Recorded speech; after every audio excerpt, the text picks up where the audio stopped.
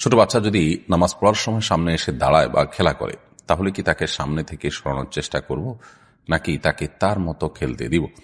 শুক্রবারের বিশেষ আমল কি? জামাতে ফরজ সালাত আদায়কালীন সময় ইমামের ওজন ছুটে গেলে ইমাম কি পদ্ধতিতে পেছনে যাবেন এবং ইমাম পেছনে মুসল্লিরা কি পদ্ধতিতে সালাত শেষ করবেন, এ ব্যাপারে বিস্তারিত জানালে উপকার হতো। আমার জামাইয়ের অনেক রাগ, তার রাগ কমানোর জন্য কি করতে পারি? মা বাবার সাথে খারাপ ব্যবহার করেছি কিন্তু তারা জীবিত নেই, এখন মাপ চাওয়ার উপায় কি? বাড়িতে মেহেদি গাছ থাকলে নাকি মেয়েদের বিবাহ হয় না? দয়া করে বিষয়টি জানাবেন। আমার বিয়ের বয়স 5 বছর, আমার কোনো বাচ্চা নেই, কি আমল করলে বাচ্চা হবে? মসজিদের দুনিয়াবি কথা বললে 40 বছরের ইবাদত নষ্ট হয়ে যায়, এই কথাগুলো সত্য কিনা? আহমদ জোবাইর আপনি লিখেছেন, আমি বড় কোনো সূরা পারি না, যদি মোবাইলের মাধ্যমে সূরা শুনি তাহলে কি পরিপূর্ণ সওয়াব পাওয়া যাবে? মহিলারা কি পুরুষ উস্তাদের কাছে আরবি শিক্ষা নিতে পারবে? কোরআন শিক্ষা দিয়ে কি হাদিয়া নেওয়া জায়েজ আছে? এমন কোনো আমল আছে কিনা যা করলে দ্রুত বিবাহ হবে? ফরজ গোসলের উত্তম পদ্ধতি কি? আমার বয়স 10 বছর, আমি কি মা বাবার সাথে ঘুমাতে পারবো? আহমেদ রবিন খান আপনি লিখেছেন, শিক্ষকরা যদি শরীরের কোনো স্থানে প্রহার করে তাহলে সেই স্থান কি জান্নাতে যাবে? এটা ছোটবেলা থেকে শুনে আসছিলাম, একেবারে কুসংস্কারজনক কথা। ছোট পোলাপানকে প্রবোধ দেওয়ার জন্য, সান্ত্বনা দেওয়ার জন্য জাতীয় কথা বলা হতো, কিন্তু এরকম কথা বলা অনুচিত এবং ভুল কাজ। কর্ম হাদিসের নামে মিথ্যা কথা বললে সেটি ভয়াবহ গুনাহের কথা, সেটি থেকে আমাদের বেঁচে থাকা কর্তব্য। শিক্ষক কোনো জায়গায় প্রহার করলে সেটি জান্নাতে যাবে, জাহান্নাম থেকে মুক্ত থাকবে, এরকমটি ভুল কথা। এরকম যদি হতো তাহলে পুরো শরীরে শিক্ষককে দিয়ে হালকা পাতলা করে পিটিয়ে জাহান্নাম থেকে মুক্ত আমরা হয়ে যেতাম, খুব সহজ একটা ওয়ে হতো, তাই না? তো এরকম কোনো কথা কোরআন হাদিস দ্বারা প্রমাণিত না, সম্পূর্ণ মন গড়া কথা। মনজুর মুর্শিদ লিখেছেন, জাকাত খাওয়া ব্যক্তির সাথে শেয়ারে কোরবানি দেওয়া যাবে কিনা? উনি জাকাত খাওয়ার উপযুক্ত নন, তারপরে জাকাত খাচ্ছেন। যিনি জাকাত খাচ্ছেন এই ব্যক্তির সাথে যদি আপনি কোরবানি দেন, কোরবানি দিতে পারেন, এটা কোনো হারাম হবে না। একজন গরিব মানুষ, তিনি জাকাতের টাকা পেয়েছেন, তিনি করে সেই জাকাতের টাকা সংগ্রহ করে সেটা দিয়ে তিনি কোরবানি করতে চাইলে সেটা নাজায়েজ বা হারাম কোনো কাজ নয়। আপনি তার সাথে কোরবানি দিলে কোরবানি জায়েজ হবে। তার উপার্জন হারাম হলে সেটা নিয়ে কোরবানি দেওয়া যাবে কিনা সেটা হলো ভিন্ন প্রসঙ্গ, সেটা নিয়ে অবশ্য আমাদের ইখতিলাফ আছে। শাকিলা জামান জুথি আপনি লিখেছেন, স্বামী মারা যাওয়ার পরে কোথায় ইদ্যত পালন করতে হবে? শ্বশুর বাড়ি, বাপের বাড়ি, নাকি যেখানে ভাড়া থাকে সেখানে? জানাবেন প্লিজ। স্বামী মারা যাওয়ার পর ইদ্যত পালন করবেন যেখানে স্বামী মারা গেছেন সেখানে, স্বামীর বাড়ি হতে পারে। স্বামীর বাড়িতে সাধারণত স্বামী মারা যান, অতএব সেখানে আপনি ইদ্যত পালন করবেন, আপনার নিজস্ব নিরাপদ কক্ষ থাকলে সেখানে। আর যদি সেখানে নিজের বসবাস করাটা নিরাপদ না হয়, সেফ না হয় স্বামীর মৃত্যুর পর, তাহলে সেক্ষেত্রে আপনি নিজের বাবার বাড়িতে গিয়ে বা নিজের নিরাপদ জায়গায় গিয়ে আপনি ইদ্যত পালন করতে পারবেন। শরীফুল ইসলাম লিখেছেন, আপনি যে বৃষ্টির জন্য নামাজ পড়েছেন, এক হুজুর এটার বিরোধিতা করেছেন, আপনি নাকি হাত তুলে মোনাজাত করা বিদআত মনে করা সত্ত্বেও নামাজের পরে হাত তুলে মোনাজাত করেছেন, এই বিপরীত সম্পর্কে কি বলবেন? ভাই শরীফুল ইসলাম, প্রথমত কথা হলো যে বৃষ্টি প্রার্থনার যে সালাত, এই সালাতে নবী করিম সাল্লাল্লাহু আলাইহি সাল্লাম হাত তুলে মোনাজাত করেছেন, সাহাবীর হাত তুলে মোনাজাত করেছেন। নামাজের পর হাত তুলে মোনাজাত করাটাকে আমরা বিদআত বলি না, অনেকে ভুল বোঝেন বিষয়গুলোকে। নামাজের পর দোয়া কবুলের জায়গা, যে কেউ আল্লাহ তাআলার কাছে দোয়া করতে পারেন, বরং আমাদের চাওয়াগুলোকে পেশ করা উচিত আল্লাহ তাআলার কাছে। তবে নামাজের পর যে ট্র্যাডিশনাল দোয়া, সম্মিলিত দোয়া, যে কনসেপ্ট আমাদের সমাজে প্রতিষ্ঠিত আছে, এটি সুন্নাহ দ্বারা সাবেত নয়। এটি আমাদের সমাজে যেভাবে প্রতিষ্ঠিত আছে এটাকে বিদআত, মানে বেদাতের পর্যায়ে আমরা নিয়ে গেছি, অর্থাৎ এটাকে আমরা নামাজের পাঠ বানিয়ে নিয়েছি এবং এটাকে ট্র্যাডিশন বানিয়ে ফেলেছি। এর বাইরে আমরা নামাজের কথা চিন্তাও করতে পারি না, পুরো সমাজের চিত্র এরকম, সেজন্য সেটিকে আমরা বেদাত মনে করি। তবে ইস্তেসকা বা বৃষ্টি প্রার্থনার নামাজটাতে তো নবী করিম সাল্লাল্লাহু আলাইহি ওয়াসাল্লাম পড়েছেন। নবী করিম সাল্লাল্লাহু আলাইহি ওয়াসাল্লাম যেখানে যেটা করেছেন সেটার নাম সুন্নাহ, যেটা করেন নাই সেটা খেলাফে সুন্নাহ। তো নবী করিম সাল্লাল্লাহু আলাইহি ওয়াসাল্লাম বৃষ্টি প্রার্থনার পর সাহাবীদেরকে সাথে নিয়ে তিনি আল্লাহর কাছে হাত তুলে দোয়া করেছেন, তো সেই কাজটাই আমরা করেছি।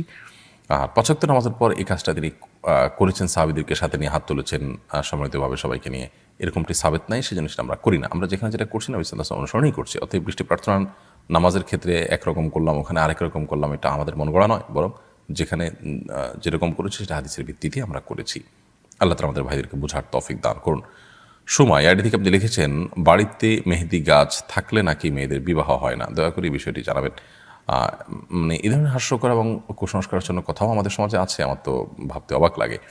মেহেদি গাছ নেই এরকম বাড়ি তো গ্রামে গঞ্জে খুব কমই আছে, তাহলে সেখানকার মেয়েরা কি সবাই তো আছে? জিয়াউল হক আপনি লিখেছেন, মসজিদের দায়িত্ব পেয়ে সঠিকভাবে দায়িত্ব পালন না করলে কি গুনাহ হবে? যে কোনো দায়িত্ব পেয়ে সঠিকভাবে দায়িত্ব পালন না করলে গুনাহ হবে, কারণ দায়িত্ব পালন করা এটা একটা আমানতের ব্যাপার, প্রত্যেকটা দায়িত্বই আমানত, অতএব সে দায়িত্ব পালন না করলে সঠিকভাবে আমানতের খেয়ানত এবং গুনাহ হবে এতে কোনো সন্দেহ নেই। হাদিউল ইসলাম লিখেছেন, প্রচলিত আছে মসজিদে দুনিয়াবি কথা বলা হারাম। মসজিদে দুনিয়াবি কথা বললে 40 বছরের ইবাদত নষ্ট হয়ে যায়, এই কথাগুলো সত্য কিনা? মসজিদে দুনিয়াবি কথা বলা হারাম, সেখানে কথা বললে 40 বছরের ইবাদত নষ্ট হয়ে যায়, এরকম কোনো হাদিস আসলে নেই, এভাবে কোনো হাদিস বর্ণিত হয়নি। তবে এটা ঠিক যে মসজিদ তৈরি করা হয়েছে আল্লাহর ইবাদতের জন্য, সেখানে সালাত, তেলাওয়াত, জিকির, অন্যান্য নেকামলের জন্যই এই মসজিদকে তৈরি করা হয়েছে।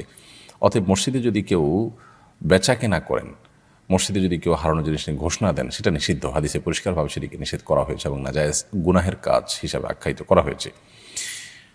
অতএব মসজিদকে নিছক ব্যবসা বাণিজ্যের জন্য, দুনিয়াবি কাজের জন্য যদি নির্ধারণ করে কেউ, রেস্ট করার দরকার, মসজিদে যা রেস্ট করেন তিনি, এটা তার রেস্টের জায়গা, অথবা সেখানে বসে তিনি ব্যবসায়িক মিটিং করেন, পণ্য রাখেন, বেচা কিনা করেন, তো সেগুলো নিষেধ এবং নাজায়েজ, সেভাবে কোনো সন্দেহ নেই। তবে মসজিদের দুনিয়াবি কথা এটা যদি প্রাসঙ্গিকভাবে আসে, একটা হলো দুনিয়াবি আলাপের জন্য আপনি বাহির থেকে সেখানে ব্যবসায়িক মিটিং সেট করে দুনিয়াবি আলাপ করলেন, সেটা নিষেধ এবং নাজায়েজ। কিন্তু আপনি কথা প্রসঙ্গে দুনিয়ার কোনো প্রসঙ্গ আসলো এবং সেটা নিয়ে বললেন, প্রসঙ্গত বললেন, তো সেটা নাজায়েজ বা হারাম নয়।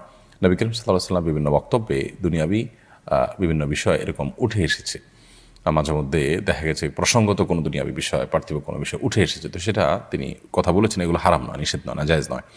বিশেষ করে সমাজের মানুষের কল্যাণের জন্য যদি দুনিয়াবি কথা বলতে হয়, আমাদের পরিবার, সমাজ, ব্যক্তির কল্যাণের জন্য বলতে হয়, তখন সেই দুনিয়াবি কথা বলা তো আরও ভালোভাবে বরং সেটি জায়েজ, কারণ সেটা মানুষের কল্যাণার্থে বলা হয়ে থাকে। বিধায় মসজিদে সর্বাবস্থায় সাধারণভাবে দুনিয়াবি কথা বলা হারাম, এরকমটি মনে করার কারণ নেই।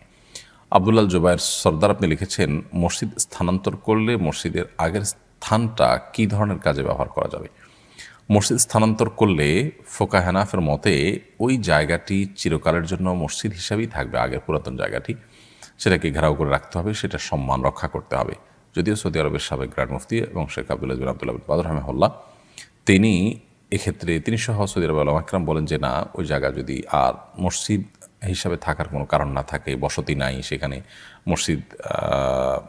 মসজিদের বেনিফিট সেখানে আর পাওয়া যাবে না, তাহলে জায়গাটা ফেলে না রেখে অন্য কোনো কল্যাণমূলক কাজে ব্যবহার করা যাবে, বা এটা বিক্রি করে পরবর্তী মসজিদ যেটা, সেটার জায়গা অ্যাড করা যাবে, এরকমটি তিনি বলেন। যদিও ফোকা হানাফের মত, যেটি আমরা বললাম যে হানাফি মাযহাবের মত হলো যে না, মসজিদের জায়গা হিসাবে যেটি নির্ধারিত হয়ে গেছে, একবার ওয়াকফ করে দেওয়া হয়েছে, সেই জায়গা যদি পরিবর্তন হয় কোনো কারণে, সেটা পাশে অন্য জায়গা, বড় জায়গা নিয়ে করতে হয়, এখানে আর জায়গা বড় করার সুযোগ নেই, তাহলে সেক্ষেত্রে এই জায়গাটি চিরকাল মসজিদ হিসাবেই থাকতে হবে। আর না হলে এক্সটেনশন করা গেলে এখান থেকে এক্সটেনশন করবেন, এটাকে অন্য কাজে, অন্য কোনো কাজে ব্যবহার করবেন না।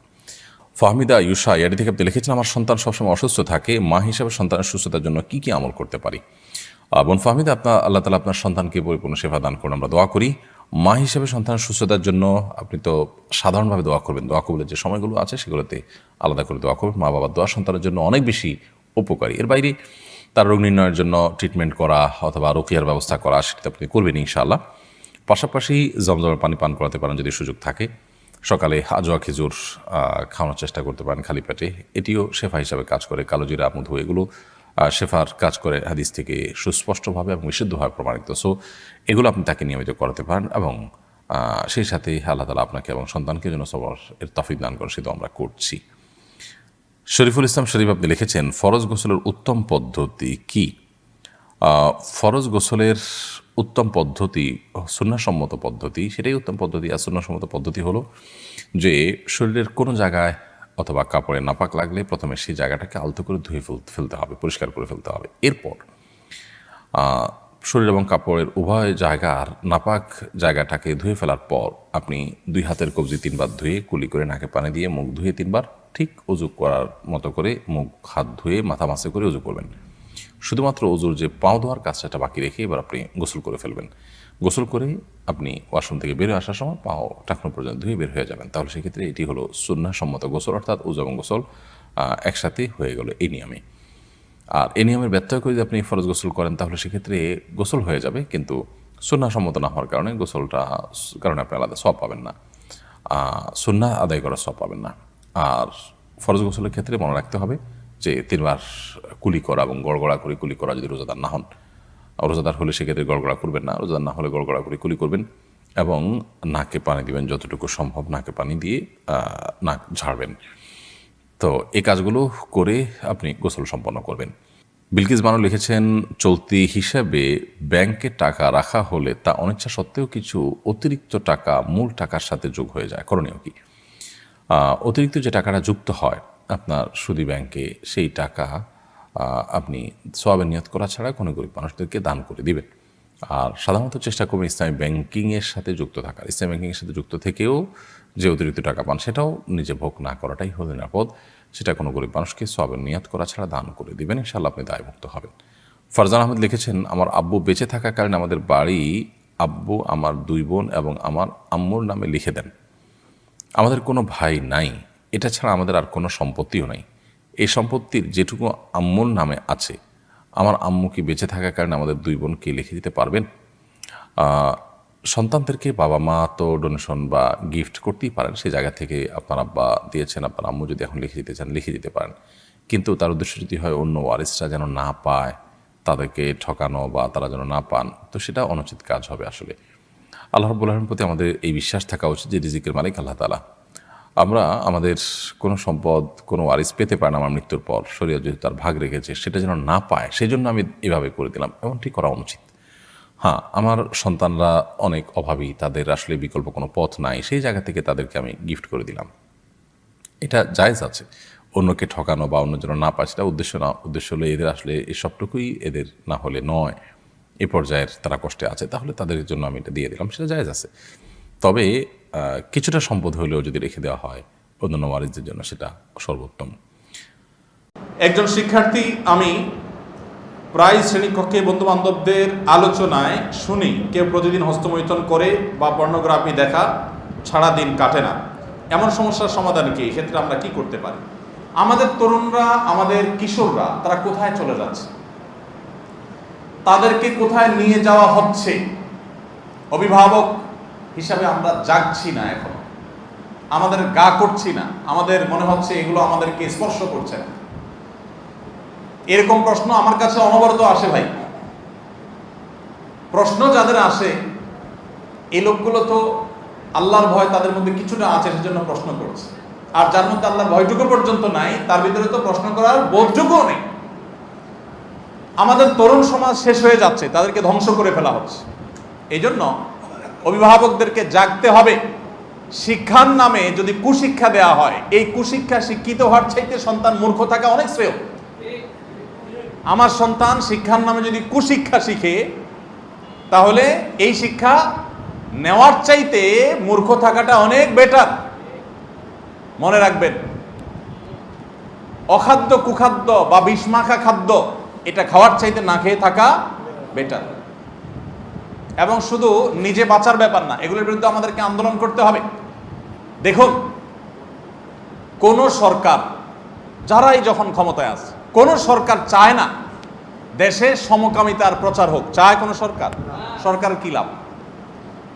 যারাই সরকারে থাকেন তাদের ক্ষমতার সাথে তাদের সম্পর্ক, তারা ক্ষমতায় থাকতে চান। সমকামিতা প্রতিষ্ঠা হলে তাদের কোনো লাভ নাই। এগুলো বিদেশিদের এজেন্ডা। বিদেশি এনজিওগুলো শত শত হাজার হাজার কোটি টাকা এদেশে এনে তাদের ওই বিষগুলো আমাদের সমাজের রন্ধ্রে রন্ধ্রে ঢুকায়। পাঠ্যপুস্তকে তারা হাত দিয়েছে এবং পুরা পাঠ্যপুস্তক দখল করে ফেলেছে। পাতায় পাতায়, পৃষ্ঠায় পৃষ্ঠায় শ্বেতপত্র প্রকাশ হওয়ার মতো এরকম অবস্থা করে ফেলেছে। এই যে ছেলে মেয়েদেরকে কোন জায়গায় নিয়ে যাওয়া হয়েছে, যে এখন এরকম বহু ছেলে মেয়ে আছে নিয়মিত পর্নোগ্রাফিতে আসক্ত, জীবন শেষ, ক্যারিয়ার শেষ, নানা রকম অপরাধে লিপ্ত। একটা বেসরকারি সংস্থা, একটা এনজিও, তাদের একটা ভিডিও ফুটেজ দেখেছি, তাদের ওয়েবসাইট থেকে এখন ডিলিট করে ফেলেছে তারা। কিন্তু ডিলিট করলে কি হবে? এগুলোর সবগুলো তথ্যপথ উপাত্ত প্রমাণাদি অনেকের কাছে আছে। সেখানে দেখেছি আমি নিজে যে রীতিমতো বাচ্চাদেরকে, স্কুলের কিশোরদেরকে কার্টুনের মাধ্যমে শেখানো হচ্ছে যে হস্তমৈথুন করা এটা কোনো স্বাস্থ্যের জন্য কোনো সমস্যাকর কিছু না, এবং সমকামিতা করা এটা কোনো দোষের কিছু না। এটা বাচ্চাদেরকে শেখানো হচ্ছে। পাঠ্যপুস্তকে ডাইরেক্ট বলতে পারছে না, ঘুরাইয়া শনিবার গল্প দিয়ে শেখাচ্ছে, বিভিন্নভাবে শেখাচ্ছে, স্বাস্থ্য সুরক্ষা বইয়ে শেখাচ্ছে। ভাইরা আমার, এগুলোর কারণে অবক্ষয় এই পর্যায়ে চলে গেছে যে আমরা কল্পনাও করতে পারবো না। আল্লাহ তাআলা আমাদের সবাইকে বেঁচে থাকার তৌফিক দান করুন। যে ভাই প্রশ্ন করেছেন তাকে বলবো যে এরকম পরিস্থিতি যদি হয় যে ক্লাসরুমে গেলেই বন্ধুদের আলাপ, এ সমস্ত বাজে আলাপ, তাহলে এই পরিবেশে থাকলে একটা মানুষ নিজে খারাপের দিকে চলে যেতে বাধ্য। কতক্ষণ মানুষ ভালো থাকবে? যদি কিছু সংখ্যক ছাত্র এরকম হয় তাহলে তাদের সঙ্গ ত্যাগ করে ভালো ছাত্রদের সাথে উঠা বসার চেষ্টা করতে হবে, এদের সঙ্গ অ্যাভয়েড করতে হবে। যদি দেখা যায় যে পুরো ক্লাসরুমই প্রায় এই রোগে আক্রান্ত বা কোথাও ঠিক থাকা কঠিন হয়, তাহলে অভিভাবককে বলে বুঝিয়ে প্রয়োজনে শিক্ষা প্রতিষ্ঠান পরিবর্তন করে ফেলতে হবে। তারপরেও এই বিষ এবং বিষাক্ত এই থাবা, এখান থেকে নিজেকে বাঁচানোর চেষ্টা করতে হবে। কারণ চরিত্র যদি নষ্ট হয়ে যায় তাহলে পড়ালেখা করে কী লাভ হবে বলেন? আমাদের এই সমাজে শিক্ষিত মানুষের অভাব নাকি চরিত্রবান মানুষের অভাব? শিক্ষিত মানুষের অভাব না চরিত্রবান মানুষের অভাব? চরিত্রবান মানুষের অভাব। এই সমাজে 20 বছর আগে, 30 বছর আগে, 40 বছর আগে এত ডাক্তার ইঞ্জিনিয়ার ছিল? এখন যত ডাক্তার ইঞ্জিনিয়ার। কিন্তু আগে মানুষ যতটা নেককার ছিলেন, আল্লাহভীরু ছিলেন, এখন কি মানুষ ততটা আল্লাহভীরু? তাহলে বোঝা গেল আমাদের তথাকথিত শিক্ষার উন্নতি হয়েছে, কিন্তু নৈতিক শিক্ষার অধঃপতন ঘটেছে। ঘটে নাই, ঘটানো হয়েছে।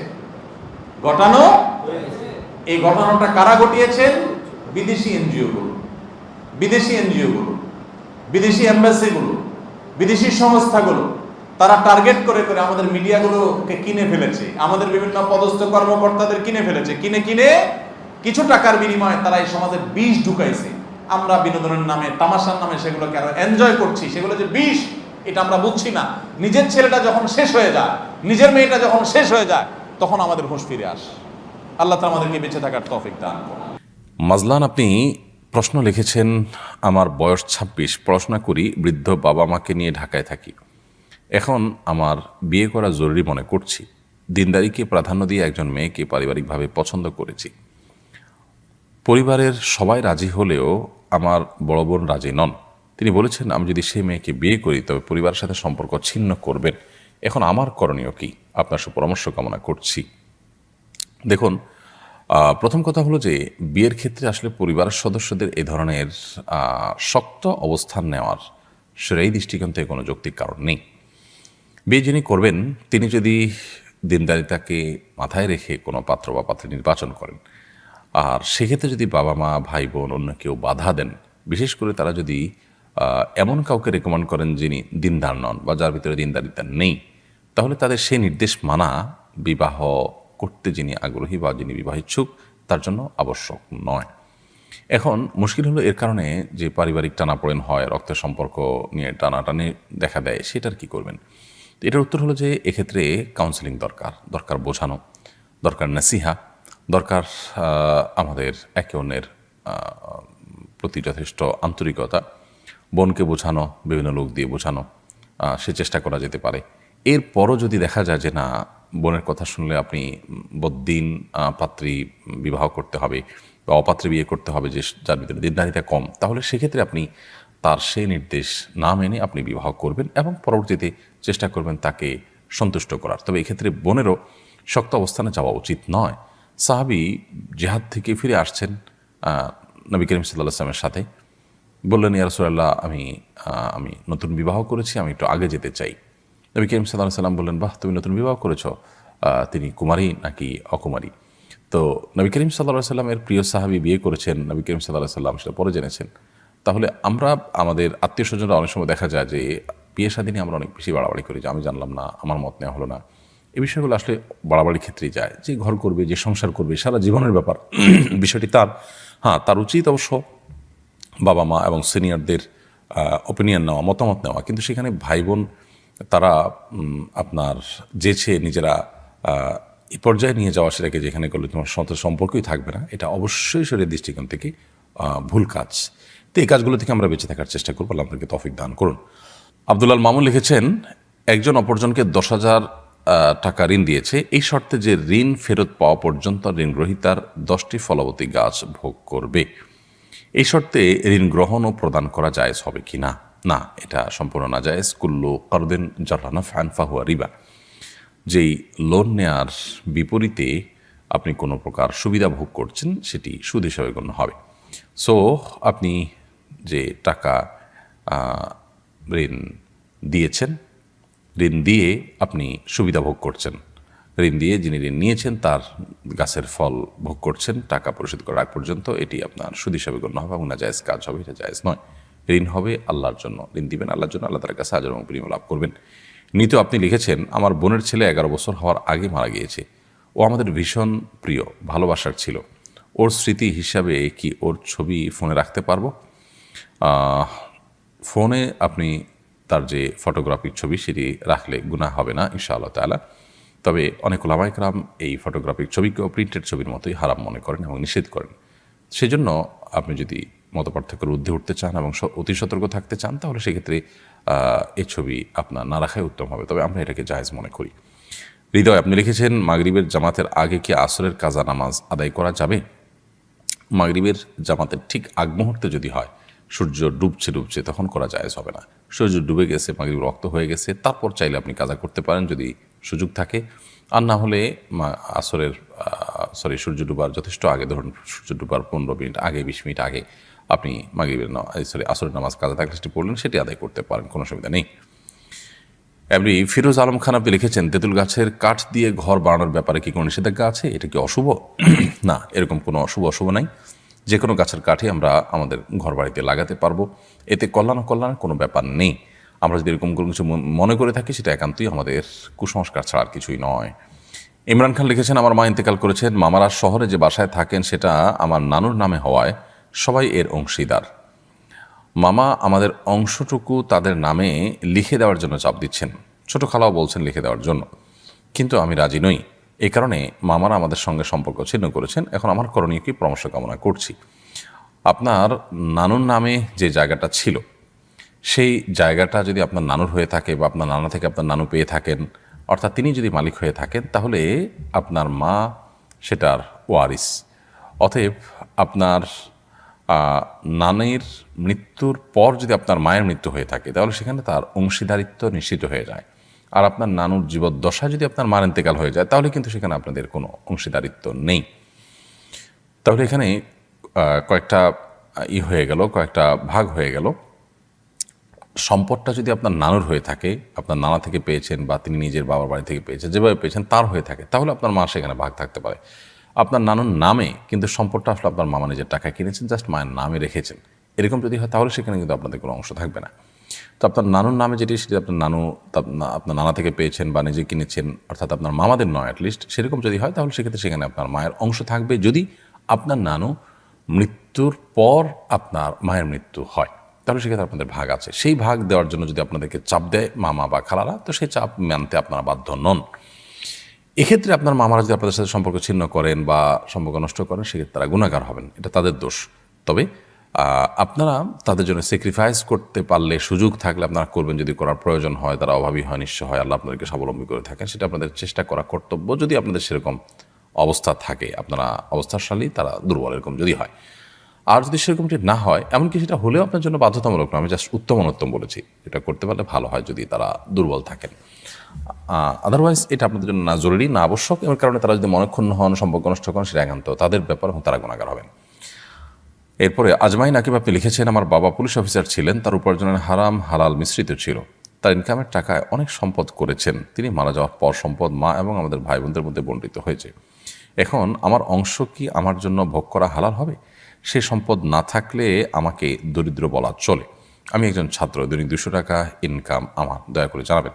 হারাম এবং হালাল মিশ্র উপার্জন হলে কী পরিমাণ হারাম উপার্জন হতে পারে, সেই বিষয়টাকে বের করে ধীরে ধীরে হলেও সেই টাকা সওয়াবে নিয়ত করা ছাড়া দান করে দিয়ে আপনার বাবাকে দায়মুক্ত করার চেষ্টা আপনাদের করা উচিত এবং আপনাদের নিজেদেরও দায়মুক্ত হওয়ার চেষ্টা করা উচিত।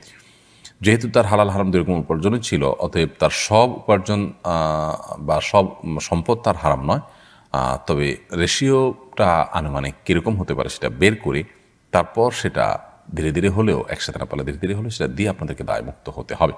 গোলাম মোস্তফা এর দিকে আপনি রেখেছেন, আমি 6,000 টাকা কোরবানির জন্য রেখেছিলাম, কিন্তু ঋণের চাপে সে টাকা দিয়ে ঋণ আদায় করেছি, এখন টাকা নেই, আমাকে কি কোরবানি আদায় করতে হবে? না, আপনার জন্য কোরবানি করা আবশ্যক নয়। আপনি বরং ঋণ করে যদি কোরবানি করতে হয় এবং সেটাকে যদি আপনার আদায় করা আপনার জন্য টাফ হয়, তাহলে সেটা আপনার জন্য জরুরি নয়। কোরবানি করাটাকে আমরা প্রত্যেকটা মানুষ নিজের জন্য আবশ্যক করে ফেলেছি। অথচ এটি যদি কেউ আর্থিকভাবে দুর্বল থাকেন বা ঋণগ্রস্ত থাকেন তার জন্য আবশ্যক হয় না। সাদিয়া, আপনি লিখেছেন, আমার সন্তান গর্ভে মারা গিয়েছিল, তার আকিকা কি দিতে হবে? বিচার দিবসে আমার এই সন্তানকে কি তার বাবার পরিচয়ে ডাকা হবে? আপনার সন্তান যিনি গর্ভে মারা গিয়েছেন, আল্লাহ তাআলা তার কষ্ট আপনাকে সইবার শক্তি দান করুন। গর্ভে মারা গেলে সে সন্তানের আকিকা দেওয়ার কোনো প্রয়োজন নেই।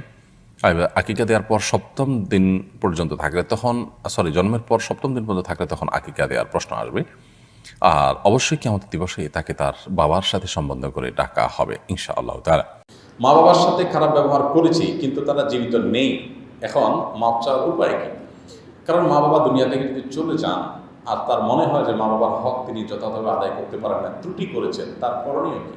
নাম্বার 1, প্রথম করণীয় হলো তার ত্রুটির জন্য তিনি আল্লাহর কাছে কায়মূল বাক্যে চোখের পানি ফেলে মাপ চাইবেন এবং মৃত্যু পর্যন্ত এই মাপ চাওয়া অব্যাহত থাকবে। আল্লাহ, আমি আমার মা বাবার প্রতি যে জুলুম করেছি বা তাদের যে হক নষ্ট করেছি, তাদের যে অধিকার খর্ব করেছি, আপনি আমাকে মাফ করে দেন। আল্লাহর কাছে মাপ চাইতে হবে, এটা এক। দ্বিতীয় করণীয় হলো, নবী করিম সাল্লাল্লাহু আলাইহি ওয়াসাল্লামের একটা হাদিস রয়েছে হুবহু এই প্রসঙ্গে। তিনি বলেছেন যে কোনো মানুষ তার মা বাবার অগোচরে তাদের মৃত্যুর পর কিভাবে তাদের প্রতি বীর করবে, কিভাবে তাদের প্রতি সদাচরণ করবে। সাহাবা জিজ্ঞাসা করেছেন, ইয়া রাসূলুল্লাহ, আমার বাবা মারা গেছেন, কিভাবে আমি কাইফা আবারুহুমা, কিভাবে আমি তাদের প্রতি সদাচরণ করবো, তারা তো মারা গেছে। তো এটার উপায় সম্পর্কে নবী সাল্লাল্লাহু আলাইহি ওয়াসাল্লাম বলেছেন যে মা বাবা জীবদ্দশায় যাদের সাথে চলাফেরা করতেন, আপনার মা যাদেরকে বান্ধবী হিসাবে গ্রহণ করতেন, বাবার বন্ধু বান্ধব যারা ছিলেন, যাদের সাথে উঠা বসা করতেন, আপনার বাবা তার একটা নাতিকে খুব আদর করতেন, ছেলেকে আদর করতেন, মা তার একটা মেয়েকে আদর করতেন, তার নাতিদেরকে আদর করতেন। এক কথা, তারা যেটাকে পছন্দ করতেন, যাদের সাথে সুসম্পর্ক রাখতেন, আপনি তাদের মৃত্যুর পর সেই কাজটা করবেন। কথা বুঝে আসছে? আপনার বাবা তার এক বন্ধুকে খুব শ্রদ্ধা করতেন, আপনি তাকে শ্রদ্ধা করবেন, ভালোবাসবেন বাবার মতো করে। আপনার মা যাদের সাথে মিশতেন, আপনি তাদের পারলে খেদমত করবেন, তাদের উপহার উপঢৌকন দিবেন, তাদের সাথে সুসম্পর্ক বজায় রাখার চেষ্টা করবেন। এভাবে যদি আমরা করি তাহলে মা বাবার অগোচরে তাদের প্রতি যে আমাদের দায়িত্বশীলতা সেটা আদায় করা সম্ভব হবে ইনশাআল্লাহ।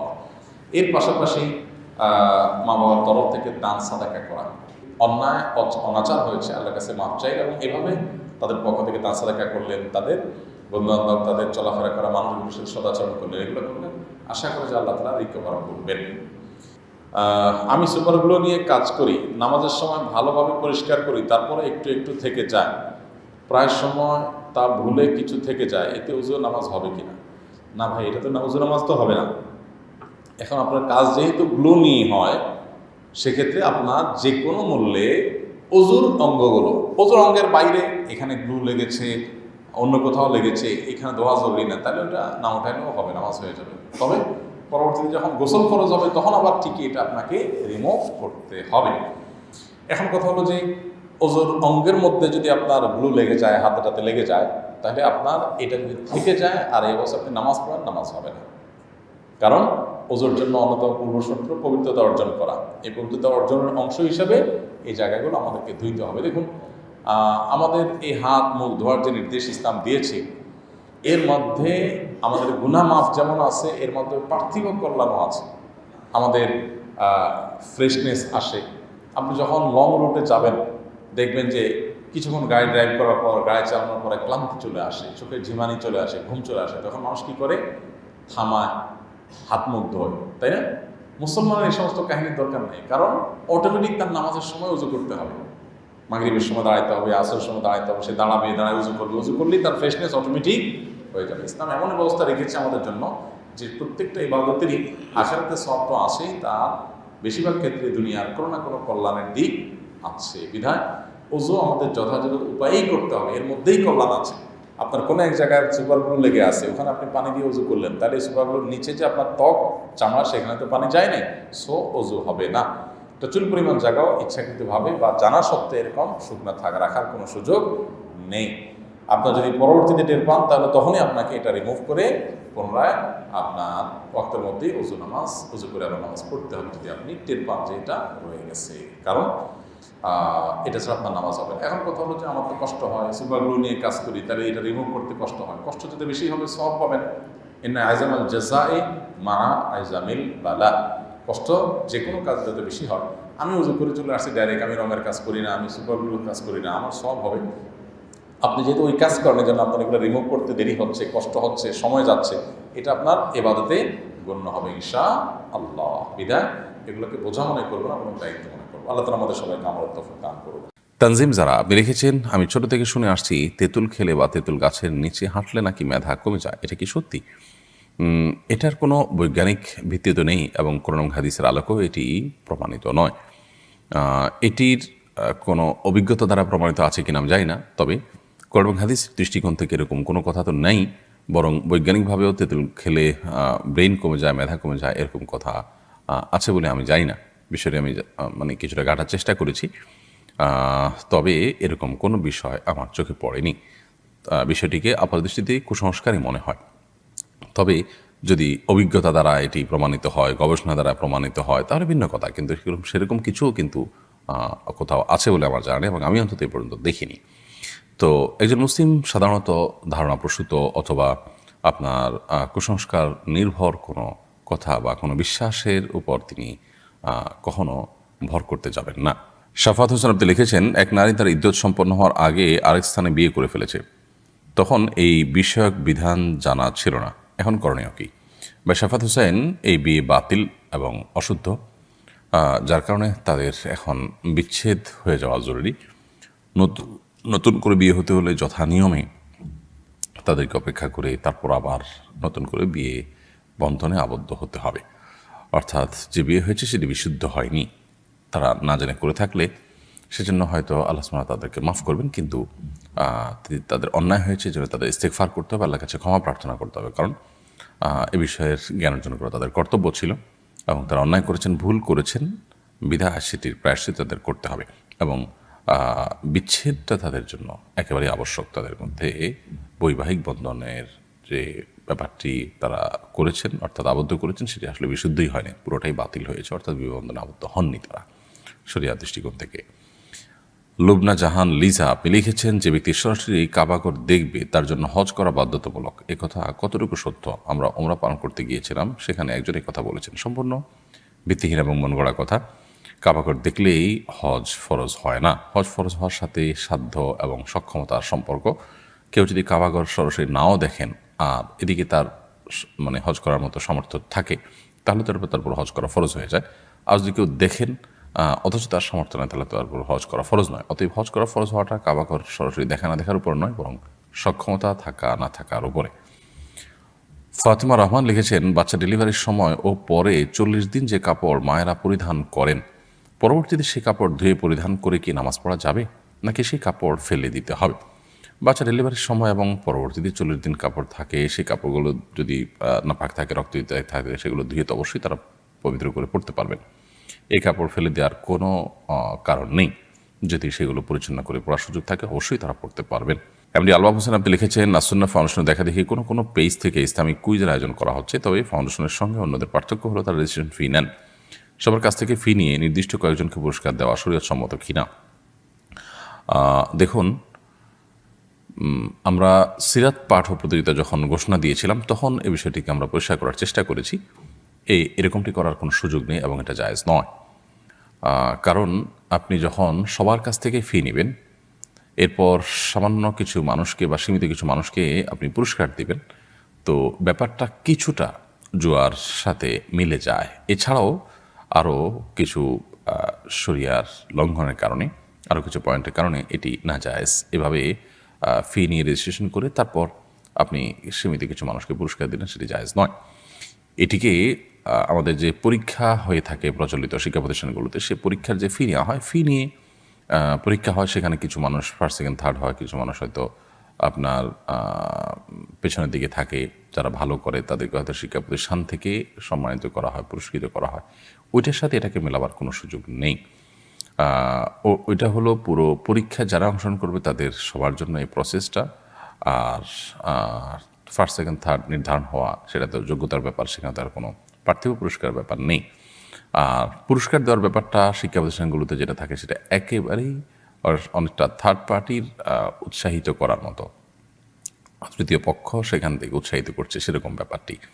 তাদের থেকে যে টাকা নিচ্ছে ফি, সেখান থেকে দিয়ে পুরস্কার দেওয়া হচ্ছে, ব্যাপারটা সেরকম না। আর পুরস্কার সাধারণত দেওয়াই হয় না ফার্স্ট সেকেন্ড থার্ড হলেই। আর যদি দেওয়া হয় তো সেটা ভিন্ন আয়োজন থাকে, যে যারা ভালো করেছে তাদেরকে সম্মাননা। এখানে ওই ফি টাকা নিয়ে পুরস্কার দেওয়া হয়, ব্যাপারটা সেরকম না। এবং আরও নানাবিধ কারণে দুটোর ভিতরে পার্থক্য রয়েছে, যার কারণে কম্পিটিশন অ্যারেঞ্জ করে সেখানে রেজিস্ট্রেশন ফি নিয়ে কম্পিটিশন অ্যারেঞ্জ করা এবং কিছু মানুষকে পুরস্কার দেওয়ার বাকিদেরকে না দেওয়া, এটা জায়েজ নয়। নো টেলার্স এআইডি থেকে আপনি লিখেছেন, আমি দোকানে কাজ করি, সাধারণত মোবাইলে কোরআন তেলাওয়াত শুনি। যখন কোনো কাস্টমার আসে তখন তেলাওয়াত অফ করে কথা বলি, কাস্টমার চলে গেলে আবার চালু করি। দুনিয়াবি কাজের জন্য তেলাওয়াত বন্ধ করা জায়েজ হবে কিনা? অবশ্যই জায়েজ আছে, কোনো অসুবিধা নেই, কারণ আপনি তেলাওয়াতের হক নষ্ট হবে সেই জন্যই তেলাওয়াত বন্ধ করছেন। এই বন্ধ করাটা কোরআনের সম্মানার্থেই, এটা কোরআনের প্রতি অসম্মান করার জন্য নয়। যেহেতু ইন্নামাল আমালু বিন্নিয়াত বা সমস্ত আমল নিয়তের উপর নির্ভর করে, বিধায় আপনি যে উদ্দেশ্য বন্ধ করেছেন সেটি যেহেতু অসৎ নয়, বরং ভালো, কোরআনের প্রতি সম্মান প্রদর্শন করা, আল্লাহর নির্দেশ যেন লঙ্ঘন না হয় সেজন্যই আপনি বন্ধ করেছেন, সেজন্য এটি গুনাহ হবে না। সঞ্জিদা কণা আপনি লিখেছেন, আমার মেয়ের আকিকা করানোর জন্য কোনো এতিমখানায় খাসি দিয়ে দিলে কি আকিকা আদায় হবে? মেয়ের আকিকা হোক, ছেলের আকিকা হোক, আকিকার গোশত কোরবানির গোশতের মতো নিজেরা খেতে পারেন, আত্মীয়স্বজনকে খাওয়াতে পারেন, গরিব দুঃখী দিতে পারেন। আপনি যদি পুরো আকিকার পশুটি এতিমখানা বা মাদ্রাসা বা কোনো গরিব মানুষকে দিয়ে দেন এবং বলে দেন তুমি আমার তরফ থেকে আকিকা করে নিও, তাহলে সে যদি আপনার বাচ্চার তরফ থেকে আকিকা হিসাবে এটাকে জবে করে করে নিজেরা খেয়ে নেয়, আকিকা আদায় হয়ে যাবে। তবে এমনটি করা আমরা অনেকে মনে করি জরুরি বা বিশেষভাবে এটা করাটা বোধ হয় কাঙ্ক্ষিত। এই ক্ষেত্রে ব্যাপারটি সেরকম না, এটা একান্ত আপনার ইচ্ছার উপর নির্ভর করে যে আমার পুরো আকিকার গোশত আমি এতিমদের খাওয়াতে চাই, এটা আপনার ব্যাপার। কিন্তু আকিকার গোশত নিজেরা খাওয়া, অন্যদেরকে খাওয়ানো কোরবানির গোশতের মতো, এটা সম্পূর্ণভাবে জায়েজ। অতএব আপনি কিছু খেলেন, কিছু তাদেরকে দান করলেন, সেটা হতে পারে। রিজন হাসান তাসিন আপনি লিখেছেন, নিজের হায়াত থেকে বাবা মা অথবা প্রিয়জনের হায়াত বাড়িয়ে দেওয়ার দোয়া করলে কি গুনাহ হবে? এরকম দোয়া আসলে কোনো অর্থবহ দোয়া নয়, কারণ আসলে আপনার হায়াত থেকে বাড়িয়ে আরেকজনকে দিবেন বা কেউ কারোর হায়াত থেকে কমানো হবে, আরেক জায়গায় প্লাস করা হবে, মাইনাস করা হবে, এরকম কোনো অপশন নেই, আসলে আমাদের হাতে অন্তত নেই।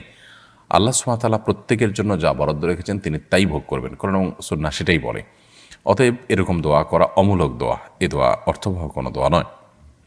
আমরা যেটি করতে পারি সেটা হলো, যাদের নেক হায়াত বৃদ্ধি চাই তাদের জন্য আমরা আল্লাহর কাছে দোয়া করবো, আল্লাহ তার হায়াত বৃদ্ধি করে দেন, তাকে নেক হায়াত দেন, দীর্ঘদিন তাকে আপনি ইমানের সাথে বাঁচিয়ে রাখেন, আমলের সাথে বাঁচিয়ে রাখেন, সেটাও আমরা করতে পারি। কিন্তু অমুকের হায়াত থেকে, আমার নিজের হায়াত থেকে আপনি কমায় তাকে বাড়ায় দেন, এটার কোনো প্রয়োজন নেই, কারণ আল্লাহর কাছে তো অভাব পড়েনি যে আমারটা কমায় তাকে বাড়ায় দিতে হবে। রবির ইসলাম আপনি লিখেছেন, আমি 5 ওয়াক্ত নামাজ পড়ি, মাঝে মাঝে তাহাজ্জুদের নামাজও পড়ি, প্রতিদিন কোরআন তেলাওয়াত করি, কিন্তু আমি একটা গোপন পাপ থেকে ফিরে আসতে পারছি না, আমাকে ফিরে আসতে সাহায্য করেন প্লিজ, আমাকে উপদেশ ও পরামর্শ দিন। ভাই রবিন, আল্লাহ তাআলা আপনার 5 ওয়াক্ত সালাতকে কবুল করে নিন, মাঝে মাঝে আপনি তাহাজ্জুদ পড়ার চেষ্টা করেন, সেটিও প্রশংসনীয়, কোরআন তেলাওয়াত করার চেষ্টা করেন, কিন্তু গোপন পাপ থেকে ফিরে আসতে পারছেন না।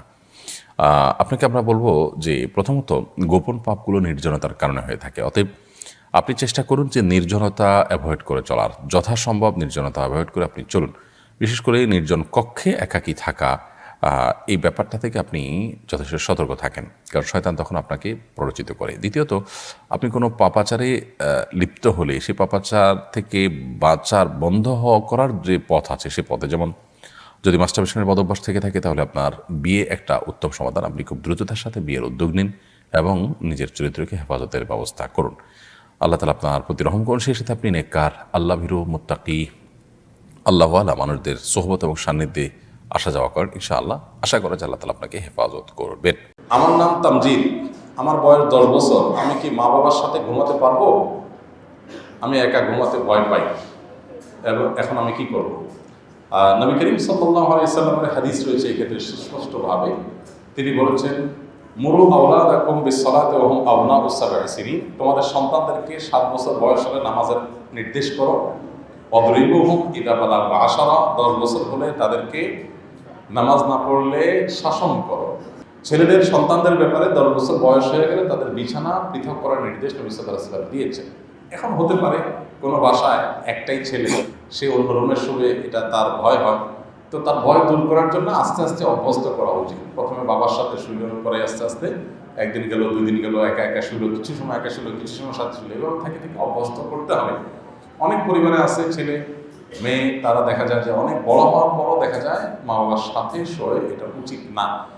আমরা বেশি আধুনিক হতে গিয়ে নিজেদের ধ্বংস অনেক সময় ডেকে আনি। আজকাল সমাজ যে কোন পর্যায়ে চলে গেছে, ভয়াবহতা কোন লেভেলে চলে গেছে, ফিতনা যে কতভাবে হয় সেগুলো আসলে ব্যাখ্যা করে বোঝাবার দরকার নেই, আমরা সবাই কম বেশি বোঝার কথা। সো এই বিষয়গুলোতে শরীরের নির্দেশনা আমরা মেনে চলবো ইনশাআল্লাহ। তবে হ্যাঁ, একেবারে ভয় পায় একটা ছেলে, 10 বছর বয়স, তাকে জোর করে ধরে নিয়ে রেখে আসতে হবে, নট নেসেসারি। তাকে তো অভ্যাসটা আরও আগে থেকে করানো দরকার ছিল, 7 বছর, 6 বছর, 5 বছর, তখন থেকে আস্তে আস্তে একই রুমে পাশাপাশি শোয়া হবে। এমনকি 10 বছর হয়ে গেছে, এখন পাশের রুমে এসে একা একা শুতে ভয় পায়, তাহলে ঠিক আছে, একই রুমে শুবে, কিন্তু আলাদা একটা ছোট্ট করে একটা খাট তার জন্য তৈরি করে নেবে, আলাদা বিছানা শুবে, এভাবে এক রুমে থাকতে পারে।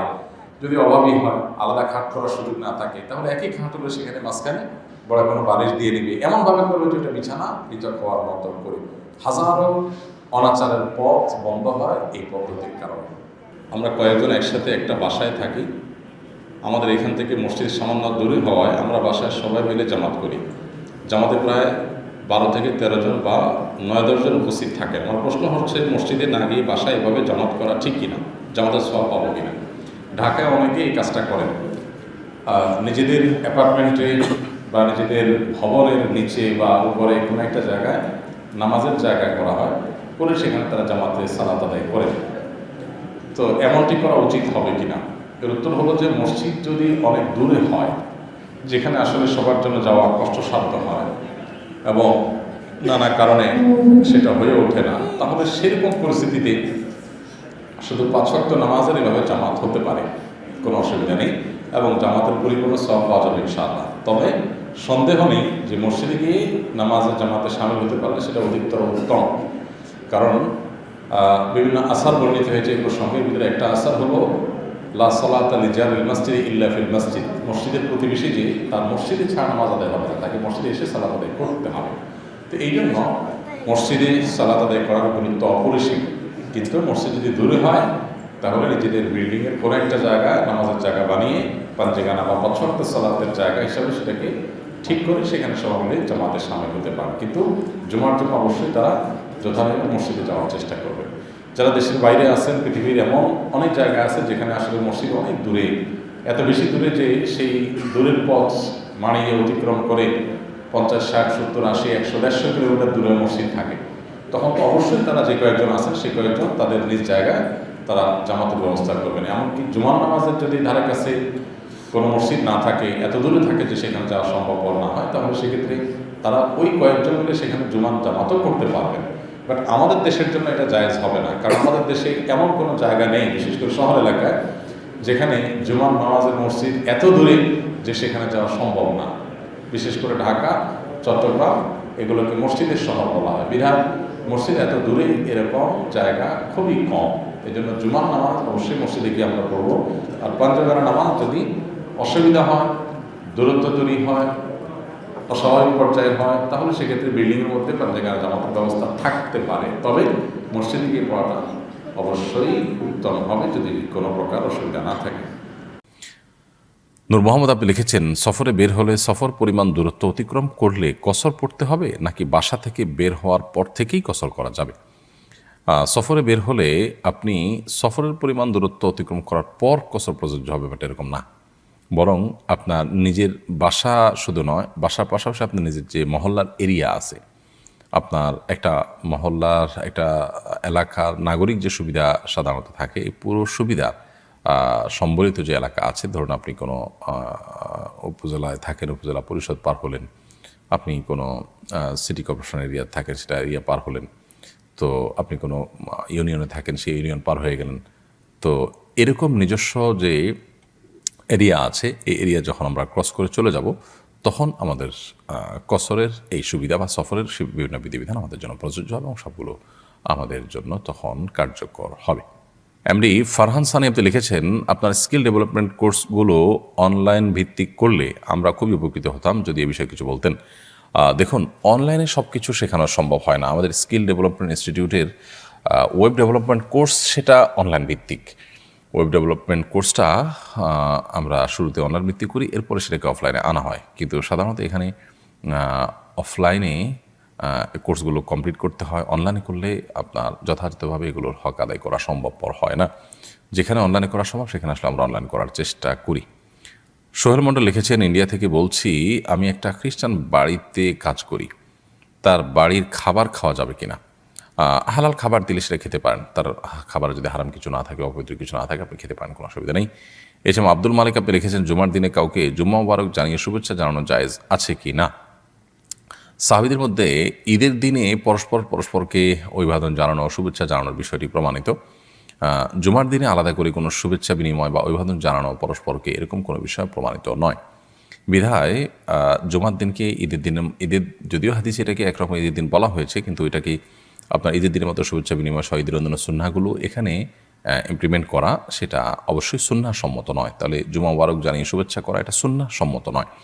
তানজিনা মাহমুদ আপনি লিখেছেন কোনো মুসলিম ব্যক্তি মারা গেলে আলহামদুলিল্লাহ বলা নিয়ে শরীয়তের বিধান কি। যদি লোকটি অনেক বেশি পাপিষ্ট হয়, তার কারণে মানুষ ক্ষতিগ্রস্ত হয়, তার মৃত্যুতে অনেক মানুষের মুক্তি মিলে, তাহলে সেক্ষেত্রে মানুষ ইন্নালিল্লাহ বলল, আলহামদুলিল্লাহ বলল, সেটা বলা অযৌক্তিক নয় বা নাজায়েজ নয়। এরপরে প্রশ্ন হলো নাবালেগ এবং মুসাফিরের জন্য কোরবানি করার বিধান কি। নাবালেগ বা প্রাপ্তবয়স্ক ব্যক্তির উপরে কোরবানি আবশ্যক হয় না। ঠিক একইভাবে মুসাফির ব্যক্তির জন্য কোরবানি প্রযোজ্য হয় না। সফররত অবস্থায় তারপরে কোরবানি প্রযোজ্য নয়। দরিদ্র ব্যক্তির কোরবানির বিধান কি। যিনি দরিদ্র অভাবী, তিনি যদি কোরবানি করতে চান, তার পশু থাকে সেটা দিয়ে, তো তার জন্য এটা জায়েজ কাজ। এবং ফোকা হানাফের মতে তিনি যদি কোনো পশু ঠিক করে ফেলেন এটা কোরবানি করবেন, তাহলে তার জন্য আবশ্যক হয় কোরবানি করে ফেলা। এমনিতে তার উপরে কোরবানি ওয়াজিব নয়। তারপরে কোরবানি যেহেতু ওয়াজিব নয়, অতএব তার পশু থাকলেই তিনি কোরবানি করতে হবে, বা সামান্য কিছু টাকা আছে এটা দিয়েই তাকে কোরবানি করতে হবে, এটা জরুরি না। ধরুন তার কাছে 10-15 হাজার টাকা আছে, এটা দিয়ে চাইলে একটা কোরবানি করতে পারেন তিনি, কিন্তু এছাড়া তার কাছে আর কোনো টাকা নেই। যেহেতু শরীয়তের বিধান অনুযায়ী তার উপর কোরবানি প্রযোজ্য হয় না, আবশ্যক হয় না, সো এই টাকা থাকলেই যে তিনি কোরবানি করতে হবে এটা নেসেসারি নয়, বরং এটা তার একান্ত ইচ্ছার উপর নির্ভর করে, তিনি চাইলে করতে পারেন, কিন্তু শরীয়ত তাকে নির্দেশ করে না। খাসিকৃত পশু দ্বারা কোরবানি করা যাবে কিনা। অবশ্যই খাসিকৃত পশু এটাকে দিয়ে আমরা কোরবানি করতে পারি। এটা দিয়ে কোরবানি করলে কোনো প্রকার গুনাহ হবে না এবং নাজায়েজ কোনো কাজ হবে না। সায়েম আহমেদ লিখেছেন আপনাদেরকে নিজস্ব মাদ্রাসা যদি থাকে সেটা কি মাদ্রাসা। জি, ইতিমধ্যে আমাদের সুন্নাহ ফাউন্ডেশন থেকে মাদ্রাসাতে সুন্নাহ আমরা স্থাপন করেছি। এটি আমাদের সুন্নাহ ফাউন্ডেশন মসজিদ কমপ্লেক্সের সাথেই। বিস্তারিত জানার জন্য আপনি ফাউন্ডেশনের অফিসিয়াল নাম্বারে যোগাযোগ করতে পারেন। আব্দুল গাফার লিখেছেন শুধু শুক্রবার রোজা রাখা যাবে কিনা। শুধু শুক্রবার রোজা রাখা হাদিসের আলোকে নিষেধ এবং মাকরুহ। যদি কেউ শুধু শুক্রবারকে শুক্রবার হিসাবে রোজা রাখে এটা অনুচিত কাজ। তবে আইয়ামে 20 চাঁদের 13, 14, 15 মধ্যে শুক্রবার পড়ে গেছে, বা আপনার শাওয়ালের 6 রোজার অংশ হিসাবে শুক্রবার আপনার রাখতে সুবিধা, সেটা কারণ আপনি রেখেছেন, এরকম কোনো কারণ শুক্রবার রোজা রাখলে সেটা তো জায়েজ আছে, কোনো অসুবিধা নেই। গালিব আহমেদ লস্কর লিখেছেন আমাদের মা বোনেরা বেশিরভাগই বসে বসে নামাজ আদায় করেন, তাদের কি নামাজ হবে। মা বোনরা কতটা বসে বসে নামাজ আদায় করেন আমি জানি না, তবে অনেক পুরুষদেরকে দেখি যে আমরা চেয়ারে বসে তারা নামাজ আদায় করেন। একান্ত আপনার সেরকম শরিয়াত আপনার অ্যালাউ করতে পারে সে পরিমাণ মাজুর হওয়া ছাড়াও, তো মা বোন হোক আর পুরুষ হোক, যে কেউ হোক, সুস্থ সবল থাকা অবস্থায়ও তিনি যদি বসে বসে ফরজ নামাজ আদায় করেন তার নামাজ হবে না। আর যদি নফল নামাজ পড়েন বসে বসে তাহলে নামাজ হয়ে যাবে, সওয়াব কম হবে। আর যদি অসুস্থতার কারণে বসে পড়েন তাহলে সেক্ষেত্রে সওয়াবও কম হবে না, নামাজও হয়ে যাবে ইনশাআল্লাহ তাআলা। ফাতিমা জান্নাত লিখেছেন মুসিবতের একটা দোয়া আছে, দোয়াটি হলো আল্লাহুম্মা জুরনি ফি মুসিবাতি ওয়াখলুফলি খায়রাম মিনহা। আপনার ওয়াজে শুনেছি জুরনি, কিন্তু মাঝে মাঝে কিছু ভিডিওতে দেখি আজিরনি লেখা থাকে। এখন আমার প্রশ্ন হলো এখানে জুরনি হবে নাকি আজরনি হবে। দেখুন, আল্লাহুম্মা জুরনি জীবনের উপর পেশ, এইভাবেই মূলত এই দোয়াটি রয়েছে। তবে আজরিনি পড়লেও সেটার অর্থ ফিট হয় এবং সেটা বিশুদ্ধ। আল্লাহুম্মা জুরনি এটাই আপনার অধিকতর অর্থবহ। রাকিবুল ইসলাম আপনি লিখেছেন ইন্ডিয়া থেকে বলছি, আমাদের মসজিদে নামাজ এত তাড়াতাড়ি হয় যে পুরো তাসবিহ পড়ার সময় পাই না, এর ক্ষেত্রে করণীয় কি।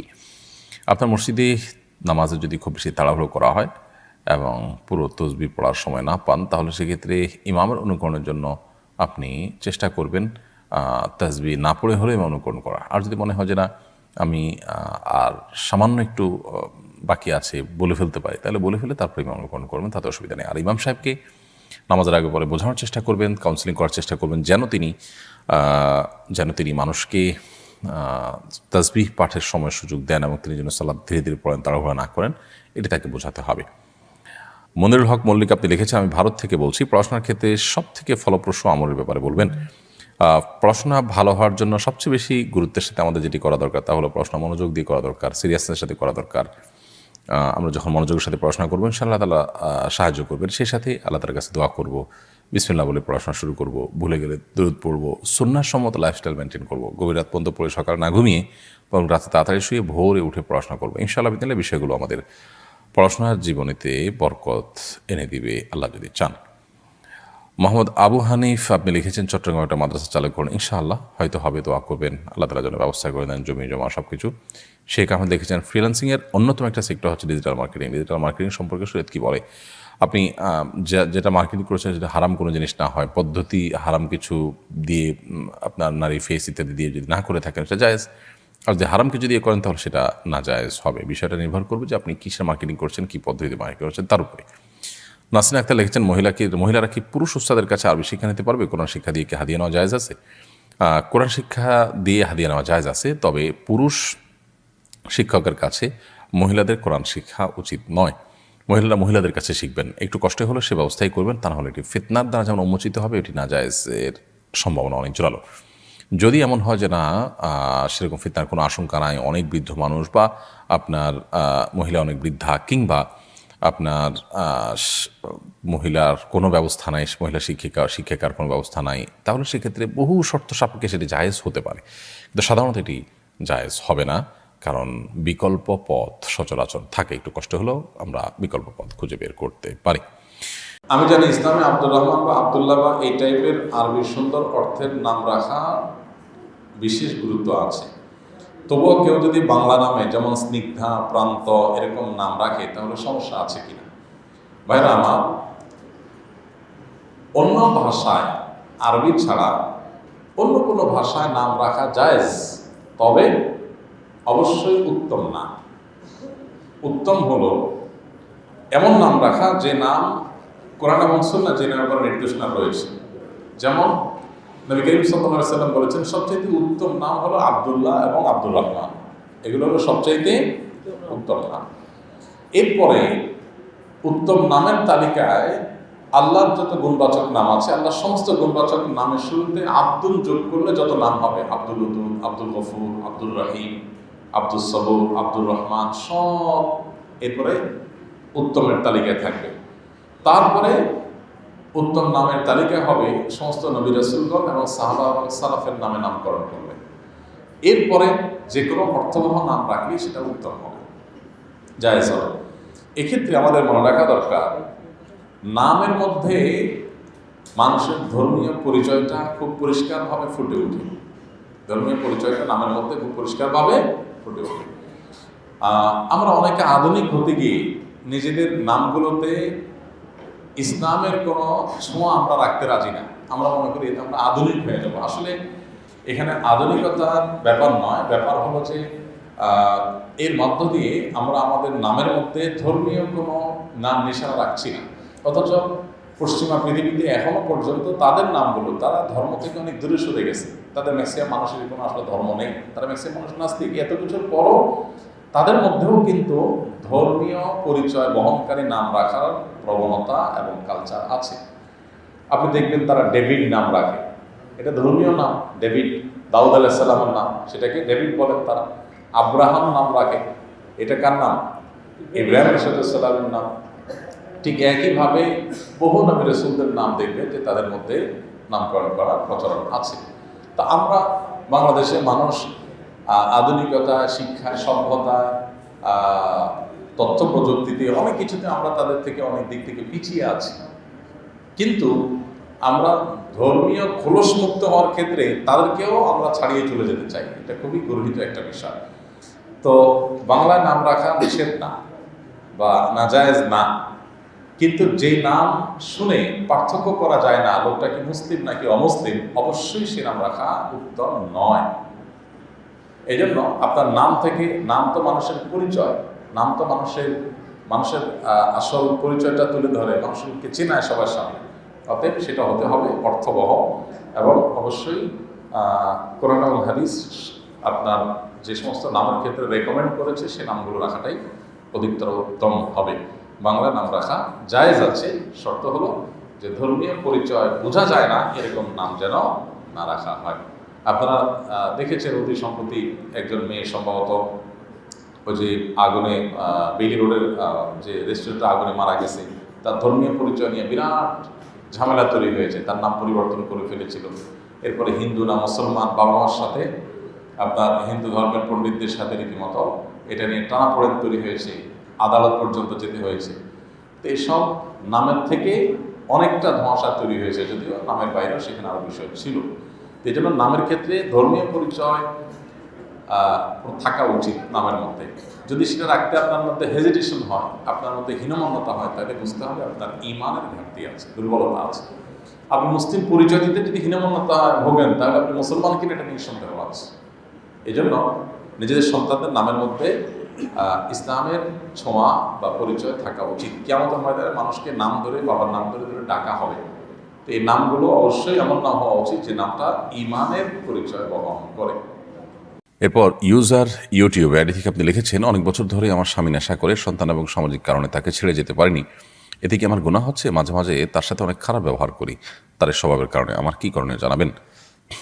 দেখুন, প্রথম কথা হলো যে কোনো স্বামী যদি নেশাগ্রস্ত হন অথবা খারাপ কোনো কাজ করেন, বদভ্যাসে থাকেন, গুনাহে লিপ্ত থাকেন, তাকে সংশোধনের চেষ্টা তো একজন স্ত্রী অবশ্যই করবেন, নেককার স্ত্রী।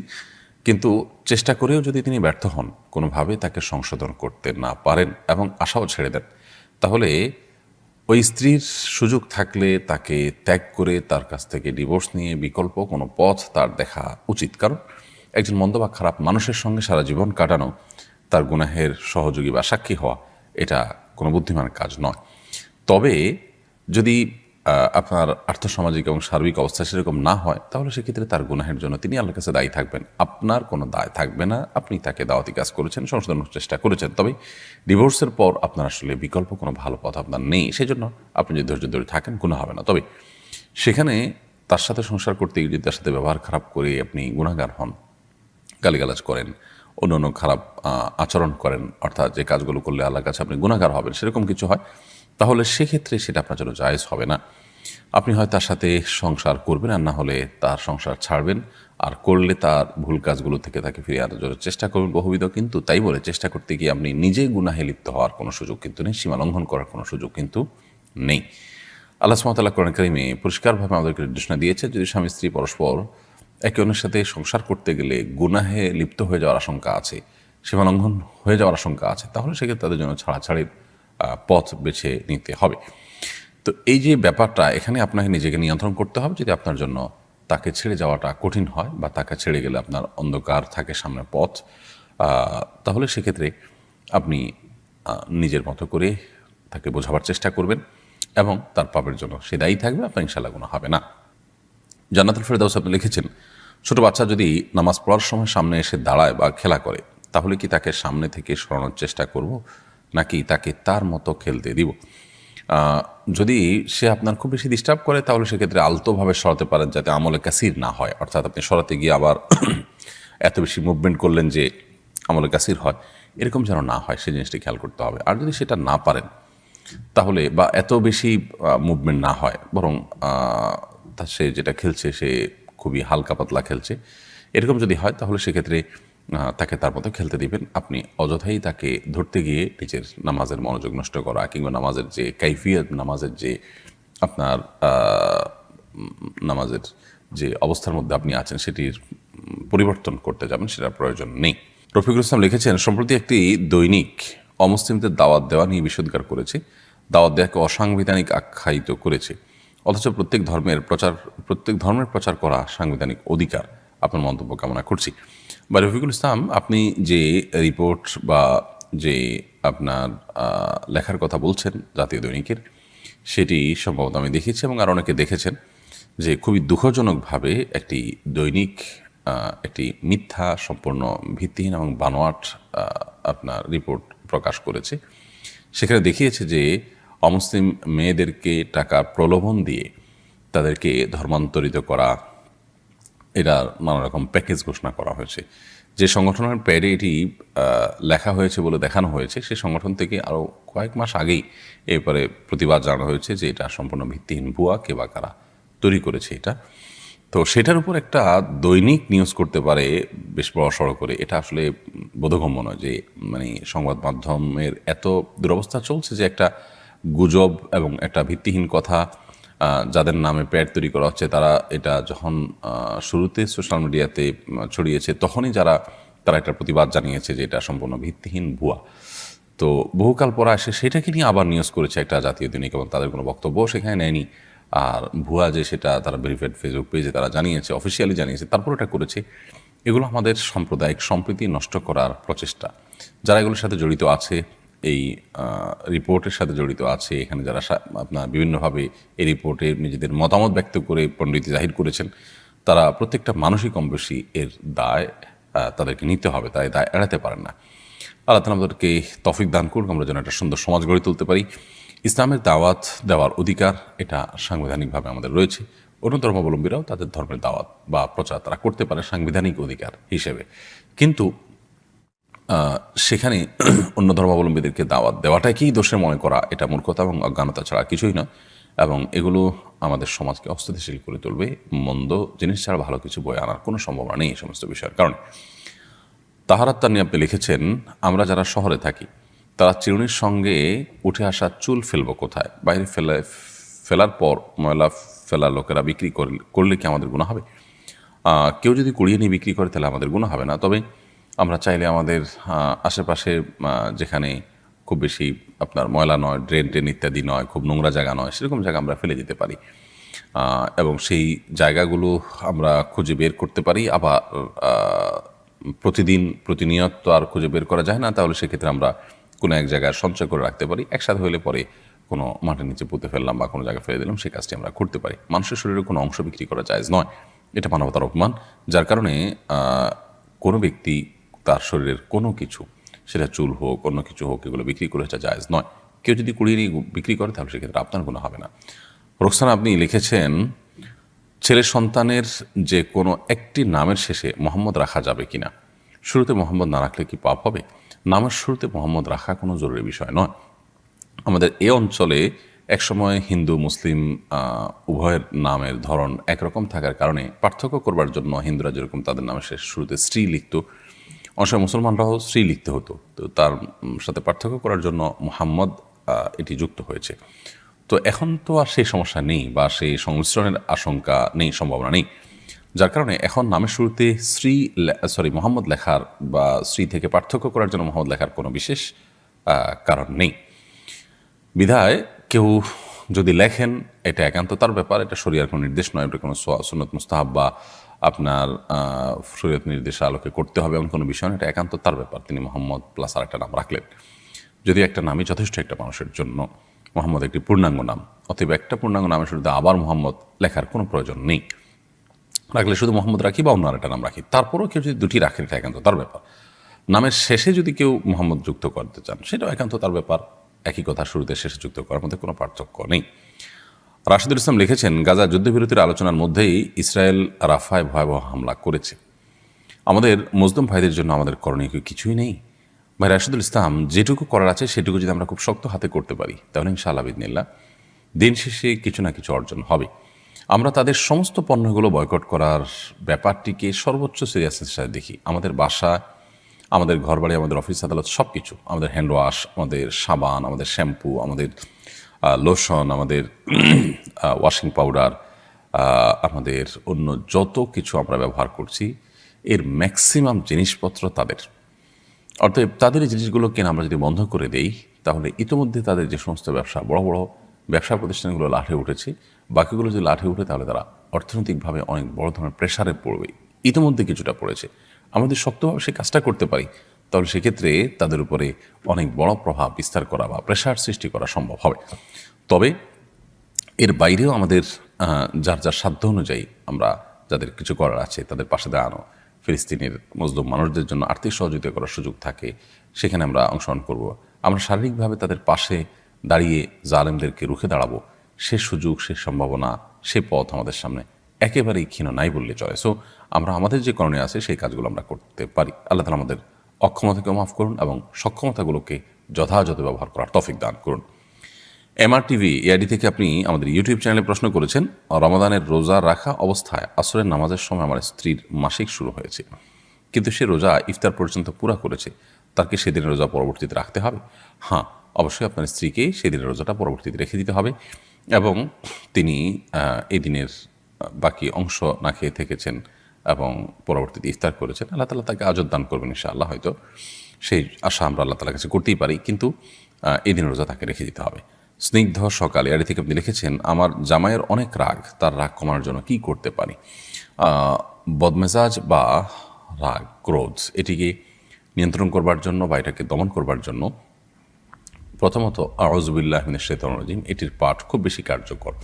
বেশি বেশি আউযু বিল্লাহি মিনাশ শাইতানির রাজিম পাঠ করলে সাধারণত মানুষের রাগ নিয়ন্ত্রণ করা সম্ভব হয়। তিনি যে সমস্ত খাবার খান, যে সমস্ত পানীয় গ্রহণ করেন, সেগুলোতে আপনি 7 বার আউযু বিল্লাহি মিনাশ শাইতানির রাজিম পড়ে পড়ে ফু দিয়ে তাকে খাওয়াতে পারেন। এটা অভিজ্ঞতা দ্বারা প্রমাণিত যে অনেক সময় রাগ প্রশমিত হয়। তাছাড়া ক্রোধ দমন বিষয়ক বিভিন্ন মোটিভেশনাল স্পিচগুলো তাকে শোনাতে পারেন এবং এ বিষয়ে ভালো ভালো বইও আছে, সেগুলো তাকে দিতে পারেন। আল্লাহ তাআলা তার ইসলাহ এবং সংশোধন নসিব করুন। জহির ভাই এআইডি থেকে আপনি লিখেছেন, সুদভিত্তিক ক্ষুদ্র ঋণ নিয়ে কি আকিকা দেওয়া যাবে? আকিকা দেওয়া একটা ইবাদত এবং ভালো কাজ, কিন্তু সে ভালো কাজ করতে গিয়ে যদি আপনি সুদে লোন নেন, তাহলে সেক্ষেত্রে আপনি গুনাহগার হবেন। এর কারণে সওয়াবের পরিবর্তে আপনার আরও গুনাহ হবে। কারণ সুদ ইসলামের সবচেয়ে ভয়াবহ হারাম কাজ। হারাম উপার্জনের মধ্যে সবচেয়ে ভয়াবহ হলো অন্যের হকের পরই সুদের যে উপার্জন সেটি। অতএব সুদ ভিত্তিক যে ঋণ আপনি গ্রহণ করছেন, সেটি দিয়ে যদি আপনি আকিকা দেন, তাহলে আপনি পরিষ্কার কবিরা গুনাহ করেছেন। আকিকা দেওয়াটা ফরজ ওয়াজিব নয়, কিন্তু আপনি একটি নফল কাজের জন্য একটি ফরজ কাজ লঙ্ঘন করেছেন। বিষয়টা অত্যন্ত ভয়াবহ এবং কোন অবস্থাতে এটা জায়েজ হতে পারে না। শুক্রবারের বিশেষ আমল কি? শুক্রবারের অনেকগুলো বিশেষ আমল আছে। শুক্রবারের যে আমলটা সবচেয়ে বেশি পরিমাণে করতে হবে, বেশি পরিমাণে, সেটা হলো কি? দরুদ পাঠ করতে হবে। নবী করিম সাল্লাল্লাহু আলাইহি ওয়াসাল্লাম বলেছেন, আকসিরু আলাইয়া মিনাস সালাতি মিন ইয়াউমিল জুমআতি ওয়া লাইলাতিল জুমআহ, তোমরা আমার প্রতি দরুদ প্রেরণ করো জুমার রাতে এবং জুমার দিনে, অর্থাৎ বৃহস্পতিবার দিবাগত রাতে এবং শুক্রবার সারাদিন বেশি বেশি কি করতে হবে? দরুদ পাঠ করতে হবে। কারণ ফাইন্না সালাতাকুম মারুদাতুন আলাই, তোমরা যে দরুদ পড়ো এটা আমার কাছে পেশ করা হয়। এই জন্য ভাইরা বেশি বেশি শুক্রবারে দরুদ পাঠ করো। এটা হলো শুক্রবারের সবচাইতে গুরুত্বপূর্ণ আমল বলতে পারি। জুমার নামাজের পরে সবচেয়ে গুরুত্বপূর্ণ আমল হলো বেশি বেশি কি করা? দরুদ পাঠ করা। দরুদ পাঠের সবচেয়ে শ্রেষ্ঠ সিজন হলো বৃহস্পতিবার রাত থেকে নিয়ে শুক্রবার সন্ধ্যার আগ পর্যন্ত। শুক্রবার আরো বিশেষ আমল সূরা কাহফ তেলাওয়াত করা, এবং একটা সময় দোয়া কবুল হয়। আসরের পরে অনেক ওলামা একরাম বলেছেন এটা আল্লাহর কাছে দোয়া করা। শুক্রবারের একটা বিশেষ আমল আছে, আমলের জগতে সবচেয়ে বেশি ফজিলতপূর্ণ আমল এটা। এত বেশি ফজিলতপূর্ণ আমল আমলের জগতে আর নাই, কোরআন হাদিসে আরেকটা পাওয়া যায় না। সেটা কি? সেটা হলো নবী করিম সাল্লাল্লাহু আলাইহি ওয়াসাল্লাম বলেছেন, মান বাক্কারা ইয়াউমাল জুমআতি ওয়াবতাকার, যে ব্যক্তি জুমার দিন আগে আগে ঘুম থেকে উঠবে, ভোরে ফজর নামাজ জামাতের সাথে পড়বে, আগে আগে উঠবে, ওয়া গাসসালা ওয়াক্তাসাল, ফরজ গোসল হলে ফরজ গোসল করবে, নিজে উত্তম রূপে গোসল করবে, সাধারণ ফরজ গোসল না হলে সাধারণভাবে গোসল করবে, উত্তম রূপে গোসল করে পরিষ্কার করে জুমার দিন উপলক্ষে, এবং ওয়ামাশা ইলাল মসজিদি ওয়া লাম ইয়ারকাব, পায়ে হেঁটে মসজিদে যাবে, কোনো রিকশা বাহনে গাড়িতে উঠবে না। যদি গাড়ি দিয়ে যাওয়ার মতো দূরের পথ হয় তাহলে গাড়ি পার্কিং করে বাকিটুকু পায়ে হেঁটে আসবে। এবং 4 নম্বর কাজ, ওয়াদানা মিনাল ইমামি ওয়া লাম ইয়ালগু, ইমামের খুব কাছাকাছি গিয়ে বলবে, অহেতুক কোনো কথা কোনো কাজ করবে না, চুপচাপ থাকবে, খুতবা শ্রবণ করবে। এই কাজ যদি করে 4 কাজ, তাহলে 4 কাজের প্রথম কাজ হলো আগে আগে ঘুম থেকে উঠা, ভোরে ফজর নামাজ জামাতের সাথে পড়া, উত্তম রূপে গোসল করা, পায়ে হেঁটে মসজিদে আসা, এবং ইমামের খুব কাছাকাছি গিয়ে বসা, আগে আগে মসজিদে আসা, এবং চুপচাপ থাকা, কোনো কথাবার্তা খুতবা চলাকালীন না বলা, কোনো অহেতুক কথা আড্ডা বাজি না করা। এই 4টা কাজ যদি কেউ জুমার দিন করতে পারে, নবী করিম সাল্লাল্লাহু আলাইহি ওয়াসাল্লাম বলেছেন, এই যে সে পায়ে হেঁটে মসজিদ পর্যন্ত আসলো তার বাসা থেকে, এই পুরা পথে আসতে যতগুলো স্টেপ তার দিতে হয়েছে, যতগুলো কদম তার রাখতে হয়েছে, প্রত্যেক স্টেপের বিনিময়ে, প্রত্যেক কদমের বিনিময়ে আল্লাহ তাআলা তাকে 1 বছর নফল রোজা রাখার আর 1 বছর রাতভর তাহাজ্জুদ পড়ার সওয়াব দান করবে। তাহলে যদি কারো বাসা থেকে মসজিদে আসতে 100টা স্টেপ দেওয়া লাগে, সে 100 বছর নফল নামাজ এবং নফল রোজা রাখার সওয়াব পাবে।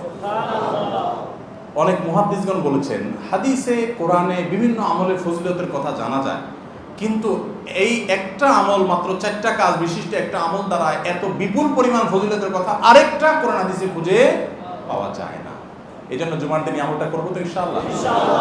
মা বোনরা যারা এই আমলটা করতে পারছেন না, তারাও এই সওয়াব পাইতে পারেন। কিভাবে? বাসার পুরুষদেরকে উদ্বুদ্ধ করে পাঠিয়ে দিবেন, আপনি সব পেয়ে যাবেন। অন্য মানুষদেরকে জানার জন্য এ বিষয়ে আলোচনা শেয়ার করে দিবেন, মানুষের মধ্যে জানাজানি ব্যবস্থা করবেন, আল্লাহ আপনাকে সব দান করবেন। এমডি শাহজালাল, আপনি আমাদের ইউটিউব চ্যানেলে প্রশ্ন করেছেন, আমি জীবিত অবস্থায় লাশের খাটের উপরে শুয়ে বরিশাল থেকে ঢাকা এসেছি, এতে কি কোনো ক্ষতি হবে? ভাই শাহজালাল, এতে ক্ষতির কোনো দিক নেই এবং ক্ষতি হওয়ার কোনো আশঙ্কা নেই। এগুলো আমাদের অনেকেরই অহেতুক ভয় অথবা জনশ্রুতি যে লাশের খাটিয়াতে শুয়ে থাকলে, ঘুমিয়ে থাকলে, আসলে এক জায়গা থেকে আর জায়গায় ইত্যাদি, তাহলে সেক্ষেত্রে লোক বাঁচবে না, মারা যাবে। এগুলো অহেতুক ভয়, আমাদের একেবারেই কুসংস্কার। লাশের খাটে কোনো কারণে যদি কারোর বসতে হয়েছে, শুতে হয়েছে, তাহলে তার কারণে তার কোনো ক্ষতি হওয়ার কোনো সম্ভাবনা নেই এবং এর কারণে কোনো তিনি গুনাহের কাজ করেছেন, ব্যাপারটি সেরকমও নয়। সাধারণত লাশের খাটের উপর তার কেউ ঘুমোতে যায় না, শুতে যায় না, কিন্তু কোনো কারণে কেউ যদি সেখানে বসতে হয়েছে, তাকে শুতে হয়েছে, ঘুমাতে হয়েছে, এরকম যদি হয় তাহলে তাতে কোনো অসুবিধা নেই, অন্তত কোনো গুনাহের কারণ নেই। তবে এটা ঠিক যে সাধারণত লাশের খাট এটা থাকে হলো পুরো সমাজের সমস্ত মানুষের তরফ থেকে অথবা এককভাবে কারোর তরফ থেকে মৃত মানুষদের জন্য ওয়াকফ করা। সো ওইটাকে ব্যক্তিগত কাজে ব্যবহার করা অনুচিত।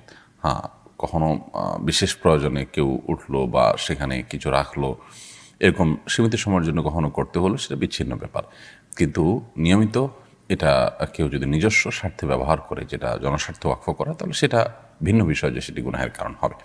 বাট আপনি এখানে শুয়েছেন অথবা এটাতে বসেছেন, এর কারণে আপনার কোনো গুনাহ হবে বা এর কারণে আপনি মারা যাবেন, এরকম কোনো বিষয় কিন্তু নেই। সুরমা সোহরান, আপনি লিখেছেন, স্বামীর পকেট থেকে যদি না বলে কিছু অল্প টাকা নেই তাহলে কি গুনাহ হবে? স্বামীর পকেট থেকে যদি আপনি না বলে টাকা নেন, অল্প হোক আর বেশি হোক, এটা নির্ভর করবে স্বামীর সাথে আপনার সম্পর্কের উপর। সাধারণত আপনি আপনার স্বামীর পকেট থেকে, তার মানি ব্যাগ থেকে বা তার অন্যান্য জায়গা থেকে প্রয়োজন মতো টাকা নেন সংসারের খরচের জন্য অথবা আপনার একান্ত প্রয়োজনে। এগুলো স্বামী জানেন এবং তার মনসম্মতি আছে। এরকম যদি হয় তাহলে তো আপনি নিতেই পারেন। আর যদি সংসারের জন্য নয়, বরং আপনার নিজের জন্য নেন এবং সেটা স্বামীর অজান্তে, তিনি জানলে হয়তো আপনাকে প্রশ্ন মুখোমুখি করবেন অথবা কেন নিয়েছেন জিজ্ঞেস করবেন, অথবা তিনি যদি জানেন যে আপনি এটা নিজের সঞ্চয়ের জন্য বা নিজের অন্য কোনো কাজের জন্য, তার সংসারের কাজ ছাড়া অন্য কোনো কাজের জন্য নেন, তাহলে তিনি মনে কষ্ট পাবেন। এরকম যদি হয় তাহলে সেক্ষেত্রে এটা আপনার জন্য জায়েজ হবে না। কারণ ইসলাম স্বামী স্ত্রী প্রত্যেকের অ্যাকাউন্টকে আলাদা আলাদা করে দেখে। অতএব এই বিষয়গুলোকে আমরা গুলিয়ে ফেলার কোনো সুযোগ কিন্তু নেই। সুমাইয়া আক্তার, আপনি আমাদের ইউটিউব চ্যানেলে লিখেছেন, আমার বাবু হওয়ার কিছু পূর্ব মুহূর্তে গর্ভে মারা যায়। আমি একজন মা হয়েও সন্তান কেমন হয়েছে দেখতে পারিনি। আমার পরিবার আমাকে দেখায়নি। পরিবারের এই কাজটি কি ঠিক হয়েছে? অনেক সময় পরিবারের মায়ের অনুভূতি বুঝতে চান না। দয়া করে এ ব্যাপারে কিছু বলবেন। আমার মৃত সন্তান কি আমার নাজাতের উসিলা হবে? বোন সুমাইয়া আক্তার, আপনার পরিবারের লোকজন আপনাকে সন্তানটা দেখানো দরকার ছিল এবং আপনার অনুভূতিটা তাদের বোঝা প্রয়োজন ছিল। এই কাজটি না করে তারা নিশ্চয়ই ভুল করেছেন। তবে ইন্নামাল আমালু বিন্নিয়াত, তারা হয়তোবা মনে করেছেন যে আপনার অনেক বেশি কষ্ট হবে, সেজন্য আপনাকে দেখাননি। সেই জায়গা থেকে তাদেরকে আমি কিছুটা তাদের ওজোর আমি দেখতে পাচ্ছি। তবে তাদের সে ওজোরের চাইতে আপনাকে দেখালে আপনি কিছুটা হলেও সান্ত্বনা পেতেন, তেমনটি আমার কাছেও মনে হয়। অতএব এই জায়গা থেকে তাদের ভুল হয়েছে, তবে সেটা বুঝের ভুল। আশা করা যায় আল্লাহ তাদের মাফ করবেন। তবে পরিবারের অনেক সদস্য বা অনেক পরিবারের সদস্যরাই দেখা যায় যে একে অন্যের ভালো মন্দ দিকগুলো, তাদের অনুভূতির ব্যাপারগুলোকে বোঝার চেষ্টা করেন না। এটি অনুচিত কাজ। বিশেষ করে এই ধরনের সেন্সিটিভ ইস্যুতে, যেখানে মা এবং সন্তানের ব্যাপার, সেখানে মায়ের কনসার্ন নেওয়া, দাফন করতে হলে মাকে অন্তত বলা, এইটুকু জিনিস তাদের করা কর্তব্য ছিল। তারা এটা না করে অবশ্যই ভুল করেছেন, আল্লাহ তাদেরকে মাফ করুন। আদনান, আপনি লিখেছেন, যারা দ্বিতীয় বিয়ে করে সামাজিক ও পারিবারিক চাপে আছে তাদের দুরবস্থা দূর করার জন্য একজন মাসনা কলোনি প্রতিষ্ঠা করেছেন, যাতে দ্বিতীয় বিয়ে করার পর ঝামেলায় পড়তে না হয়। প্রথম স্ত্রীকে না জানিয়ে দ্বিতীয় স্ত্রীকে এখানে রাখতে পারে। বিষয়টি কীভাবে দেখেন? ভাই আদনান, বিষয়টি আমাদের চোখে পড়েছে এবং সোশ্যাল মিডিয়াতে এটা নিয়ে নানা পর্যালোচনাও চলছে। আমরা শুধু এটুকু বলতে চাই যে একাধিক বিয়ের সপক্ষে যে ক্যাম্পেইন চলে থাকে, এই ক্যাম্পেইনটা কোনো কোনো ক্ষেত্রে আমার কাছে এটা আমার ক্ষুদ্র মত সীমালঙ্ঘন মনে হয়েছে। কারণ হলো শরিয়া কারোর প্রয়োজন হলে তার জন্য একাধিক বিয়ের অনুমোদন রেখেছে, সুযোগ রেখেছে। কারোর প্রয়োজন হলে তিনি একাধিক বিয়ে করতে পারেন, কিন্তু শর্ত দিয়ে দিয়েছে খুব পরিষ্কারভাবে। কোরআনে কারিমে আল্লাহ তাআলা বলে দিয়েছেন যে ইনসাফ করতে পারতে হবে। কারণ ইনসাফ করা নিয়ে যদি সন্দেহ দেখা দেয় যে তিনি ইনসাফ করতে আদৌ পারবেন কিনা, তাহলে সেক্ষেত্রে তার জন্য একাধিক বিয়ে করা জায়েজ নয়। এই যুগে একাধিক বিয়ে করে উভয় পরিবারের প্রতি বা সব পরিবারের প্রতি, সব স্ত্রীদের প্রতি ইনসাফ বজায় রাখছেন এরকম মানুষ আমি খুব কমই দেখি। আমার কাছে শত শত মানুষ যারা আসেন, তাদের উল্লেখযোগ্য অংশ বা বেশিরভাগকে আমি দেখেছি যে তারা একাধিক বিয়ের পর উভয় স্ত্রীর প্রতি আসলে সমতা বজায় রাখতে পারছেন না। তো যারা সমতা বজায় রাখতে পারছেন না তাদের জন্য একাধিক বিয়ে করা জায়েজই নেই। আর সমতা বজায় রাখতে পারবেন সেই দৃঢ়তা থাকলে, সেই দৃঢ় বিশ্বাস থাকলে ইনশাআল্লাহ বিনা তার জন্য এটি জায়েজ হবে। তবে এইটাকে ক্যাম্পেইন করে এটার পক্ষে আপনার কি জানি বলে, এটাকে নানা রকমের আলোচনা তুলে এটার পক্ষে আন্দোলন গড়ে তোলার মতো আসলে বিষয় নয়। এটা একটি জায়েজ বিষয়। একাধিক বিয়েকে ওলামা ইকরাম সুন্নাহ বলেছেন এমনও নয়, কিন্তু সুন্নাহর নির্দিষ্ট ডেফিনিশন আছে। সুন্নাহ নবী করিম সাল্লাল্লাহু আলাইহি ওয়াসাল্লাম কোনো কাজ করেছেন সেটাকেই, বা সাহাবা ইকরাম কোনো কাজ করেছেন সেটাকেই সবসময় সর্বাবস্থায় সুন্নাহ বা মুস্তাহাব বলে দেওয়া যায় না। তো কোনো ওলামা ইকরাম, কোনো ইমামগণই কিন্তু একাধিক বিয়েকে সুন্নাহ বলেছেন বলে আমার জানা নেই। সো একটি জায়েজ কাজকে যদি সমাজের মানুষ না জায়েজ মনে করেন, তাহলে সেক্ষেত্রে তাদের ধারণা ভাঙানো যেতে পারে, বলা যেতে পারে।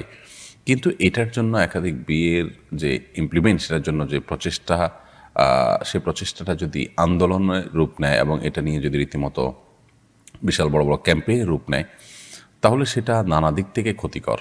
এর মধ্যে সবচেয়ে বড় ক্ষতি যেটা আমার নিজের অভিজ্ঞতা দ্বারা আমি বলতে পারি, প্রতিনিয়ত আমার কাছে এরকম মানুষজন আসেন যারা একাধিক বিয়ে করেছেন, এরপর একটা পর্যায়ে এসে দেখা যায় যে আর টলারেট করতে পারছেন না, নতুন বিয়ে করে সামলাতে পারেন নাই।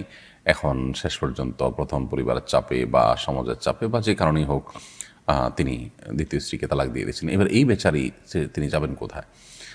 অনেকে আছেন অসহায় মেয়েদেরকে আশ্রয় দেওয়ার জন্য বিয়ে করছেন। অসহায় মেয়েদেরকে আশ্রয় দেওয়ার জন্য নিজে বিয়ে না করে তাদের জন্য উপযুক্ত পাত্র দেখার ব্যবস্থা আমরা কেন দিই না? হ্যাঁ, নিজে বিয়ে করাটা নিষেধ না, কিন্তু নিজে বিয়ে করাটাকেই যদি আমরা মনে করি যে একমাত্র অবলম্বন, তাহলে সেটা তো ভুল হবে। এর বাইরে তো আরও বেটার অবলম্বন আছে। আপনার দ্বিতীয় স্ত্রী হওয়ার চাইতে আরেকজনের প্রথম স্ত্রী হওয়াটা কি তার জন্য ভালো নয়?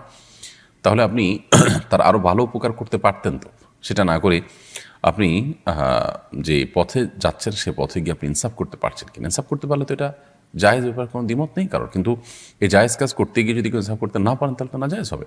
এই ক্যাম্পেইনের সাথে, এই ক্যাম্পেইনে আপনার উদ্বুদ্ধ হয়ে যারা বিয়ে করেছেন, এরকম বহু মানুষকে আমি দেখেছি যে তারা আসলে ইনসাফ করতে পারছেন না, অথবা একটা পর্যায়ে কোনো একটা স্ত্রীকে তিনি ছেড়ে দিতে হচ্ছে।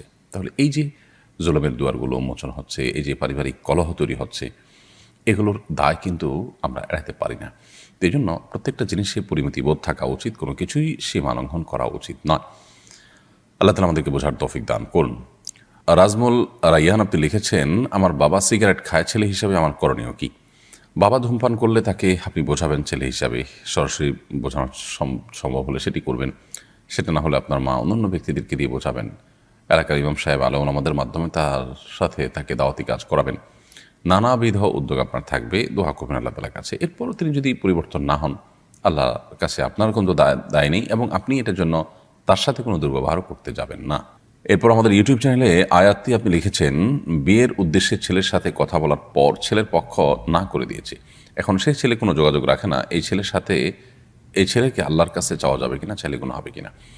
যেহেতু বিয়ের আলোচনা হওয়ার পর একটা পর্যায়ে সেটি না হয়ে গেছে, সিদ্ধান্ত বিয়ে হবে না, এই মর্মে হয়ে দুপক্ষ আলাদা আলাদা যার যার মতো করে ভাবছেন, এ পর্যায়েও এই বিয়ে হতে পারে, সম্ভাবনা আছে। আল্লাহ তাআলার কাছে আপনি চাইতে পারেন, কিন্তু এই নির্দিষ্ট ছেলেকে চাওয়াটা আসলে এটা কোনো অর্থবহ কোনো চাওয়া নয়, উত্তম চাওয়া নয়। উত্তম চাওয়া হলো, আল্লাহ আপনি যেখানে আমার জন্য মঙ্গল হয় সেখানে বিয়ের ব্যবস্থা করে দিন, তার সাথে বিয়ের ব্যবস্থা করে দিন। এই জায়গায় যদি মঙ্গল হয়, আল্লাহ আপনি আমাকে এখানে এই জায়গায় এই লোকের সাথে বিয়ের ব্যবস্থা করে দিন, এভাবে দোয়া করা যেতে পারে। কিন্তু এর বাইরে আসলে আপনি যদি নির্দিষ্ট করে শুধু এই লোকটাকেই চান, তো এই চাওয়াটা যথাযথ চাওয়া নয়। কারণ আপনি যাকে মনে করছেন তাকে পেলে আপনার ভালো হবে, তাকে পেলে ভালো আপনার নাও হতে পারে। এই জন্য আল্লাহ সুবহানাহু ওয়া তাআলার কাছে এই জাতীয় ক্ষেত্রে ব্যক্তিকে নির্দিষ্ট না করে বরং যদি কল্যাণ হয় তাহলে আল্লাহ আপনি আমার জন্য সহজ করে দিন, এইভাবে দোয়া করাটাই হলো সুন্নাহ এবং উত্তম। নাইম মাওলা আপনি লিখেছেন, উপজেলা নির্বাচনের কার্যক্রম চলছে, অনেক প্রার্থী মসজিদে এসে নির্বাচনী প্রচারণা চালাচ্ছে, এটা কি করা উচিত? মসজিদে এসে নির্বাচনী কার্যক্রম চালানোর কোনো সুযোগ নেই, কারণ এখন আমাদের গণতান্ত্রিক নির্বাচনে যারা নির্বাচিত হচ্ছেন এটা তাদের একান্তই পার্থিব একটি বিষয়, এখানে পারলৌকিক কোনো বিষয় খুব একটা নেই বললেই চলে। তো এরকম পরিস্থিতিতে তারা মসজিদে এসে যদি নির্বাচনী প্রচারণা চালান তাহলে সেক্ষেত্রে সেটি সন্দেহাতীতভাবে দুনিয়াবি কাজ, একান্ত দুনিয়াবি স্বার্থ হাসিলের জন্য মসজিদে আসা এবং মসজিদে ঘোষণা দেওয়া, এই বিষয়টিতে আপনার পড়বে। আর সেটা নিষিদ্ধ। আপনারা জানেন যে মসজিদে হারানো জিনিসের ঘোষণা পর্যন্ত করা পরিষ্কারভাবে হাদিসে নিষিদ্ধ। তো সেখানে আপনি মসজিদে এসে মানুষদের কাছে অন্য জিনিস চাইলেন, এটা জায়েজ হতে পারে না। এই জন্যই তো কোনো ভিক্ষুক মসজিদে দাঁড়িয়ে ভিক্ষা করার পরেও নিষেধাজ্ঞা রয়েছে। তিনি মসজিদের বাইরে দাঁড়াতে পারেন, মানুষের কাছে চাইতে পারেন, কিন্তু মসজিদের ভিতরে নয়, কারণ মসজিদকে এটাকে উপার্জনের জায়গা বানানো উচিত নয়। জামাতে ফরজ সালাত আদায়কালীন সময় ইমামের ওযর ছুটে গেলে ইমাম কি পদ্ধতিতে পেছনে যাবেন এবং ইমাম পেছনে মুসল্লিরা কি পদ্ধতিতে সালাত শেষ করবেন, এ ব্যাপারে বিস্তারিত জানালে উপকার হতো। যেমন কেরাত চলাকালীন সময়, রুকুকালীন সময়, আবার যদি সিজদাকালীন সময় ইমামের ওযর ছুটে যায় তাহলে প্রথম থেকে শেষ পর্যন্ত যা যা করণীয় দয়া করে জানাবেন। খুব দরকারি একটা প্রশ্ন। এই মাসালাও আমাদের সমাজে খুব একটা জানাজানি নেই, জানাশোনা নাই, আলোচনা নেই। একজন মানুষ ইমামতি করছেন, ইমামতি করা অবস্থায় তার ওযর ছুটে যেতে পারে, খুবই স্বাভাবিক একটা ব্যাপার। আমরা মনে করি হুজুররা হলেন অতি মানবীয় মানুষ, হুজুরদের আবার ভুলভাল হবে কোনো চিন্তা করতে পারি না, হুজুররা আবার ছেলে হয় কেন? আমরা কল্পনাই করতে পারি না যে হুজুররা আবার ভুল হয় কেন। ভাই আমার নামাজের মধ্যে ওযর ছুটে যাওয়া এটা স্বাভাবিক একটা কাজ। আপনার যেরকম ছুটতে পারে হুজুররা এরকম ছুটতে পারে। এখন প্রশ্ন হলো কি করবেন তখন? এর উত্তর হলো, নামাজের মধ্যে যখন ওযর ছুটে যাবে তখন সাথে সাথে নামাজ ত্যাগ করে চলে যাবেন। ইমাম সাহেবের যদি ওযর ছুটে যায় ইমাম সাহেব কীভাবে বের হবেন? এর উত্তর হলো, যে অবস্থায় এমনকি আপনি সেজদায় আছেন, সেজদায় ওযর ছুটে গেছে, তাহলে সেজদা অবস্থাতে আপনি নামাজ ছেড়ে দেবেন। ছেড়ে পেছনের একজন মুসল্লিকে সেজদা থেকে হাত দিয়ে টাচ করবেন, সে তো টের পাবে, উঠে যাবে, উঠলে হাত দিয়ে ইশারা করবেন, সে যায় ইমামতিতে সেজদাতে থাকবে। সেজদা থেকে তিনি সব মুসল্লিদেরকে তাকবীর দিয়ে মাথা তোলাবেন, এরপরে বাকি নামাজ কন্টিনিউ করবেন। মুসল্লিদের পুরো নামাজ হয়ে যাবে, কোনো কিছু নতুন করে যোগ করতে হবে না। কথাকে বুঝাতে পারছি?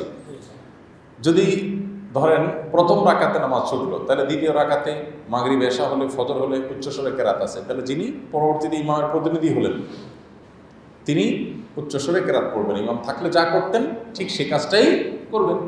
আর যদি নীরবের কেরাত তাহলে নীরবে পাঠ করবেন। এখন প্রশ্ন হলো, ইমাম সাহেব বের হবেন কিভাবে? এটা তো মুসিবতের ব্যাপার। কারণ আমাদের দেশে যে বলছিলাম, মসজিদগুলো এমনভাবে কাতার করা হয় যে উত্তর দক্ষিণ ফুল প্যাক আপ, বের হওয়ার জন্য কোনো রাস্তা নাই। মিডিল ইস্টে বা উন্নত দেশগুলোতে দেখা যায় ইমাম সাহেব বের হওয়ার একটা দরজা থাকে সাইডে, যে আল্লাহ বান্দা এদিক দিয়ে যে উজু করে আসতে পারে। কিন্তু এখন ইমাম সাহেব তো জেলখানাতে আটকা পড়ে গেছে, বিরাট মুসিবত। এমনকি আমরা আসুনা ফাউন্ডেশন মসজিদ কমপ্লেক্স যেটা বানাচ্ছি ওখানেও সাইডে এরকম রাখছিলাম। পরে সবাই মিটিং করে ইঞ্জিনিয়াররা বললো যে ভাই এটা করলে 2টা কাতারের জায়গা নষ্ট হয়, আমাদের জায়গা কম, এমনি মসজিদ ছোট হয়ে যাচ্ছে, তো কি আর করা যাবে? বললাম ঠিক আছে, তাহলে সাইডে রাস্তা রাখি, অন্তত দৌড়ানোর পালানোর ব্যবস্থা যেন থাকে, উজু চলে গেলে, উজু চলে গেলে যেন যাওয়ার ব্যবস্থাটা থাকে, তো ওইটুকু করা হয়েছে। এখন ইমাম সাহেব কীভাবে যাবেন? ইমাম সাহেবের যাওয়ার বুদ্ধি হলো, প্রথমত জায়গা থাকলে তো বিভিন্ন জায়গা দিয়ে যাবেন, এদিকে দরজা থাকলে বা সাইড দিয়ে, আর যদি না থাকে কাতারে ফাঁক দিয়ে আস্তে আস্তে আস্তে আস্তে আস্তে বের হয়ে যাবেন। এবং এতে কোনো গুনাহ হবে না, কারণ বিনা ওযুতে নামাজ পড়া হারাম, জায়েজ নাই, তাকে বের হতেই হবে। আর যদি এত বেশি সংখ্যক মানুষ হয় যে আসলে এত কাতার ভেঙে যাওয়া দুঃসাধ্য ব্যাপার, তাহলে তিনি প্রয়োজনে বসে অপেক্ষা করবেন, কিন্তু বিনা ওযু অবস্থা নামাজ পড়বেন না।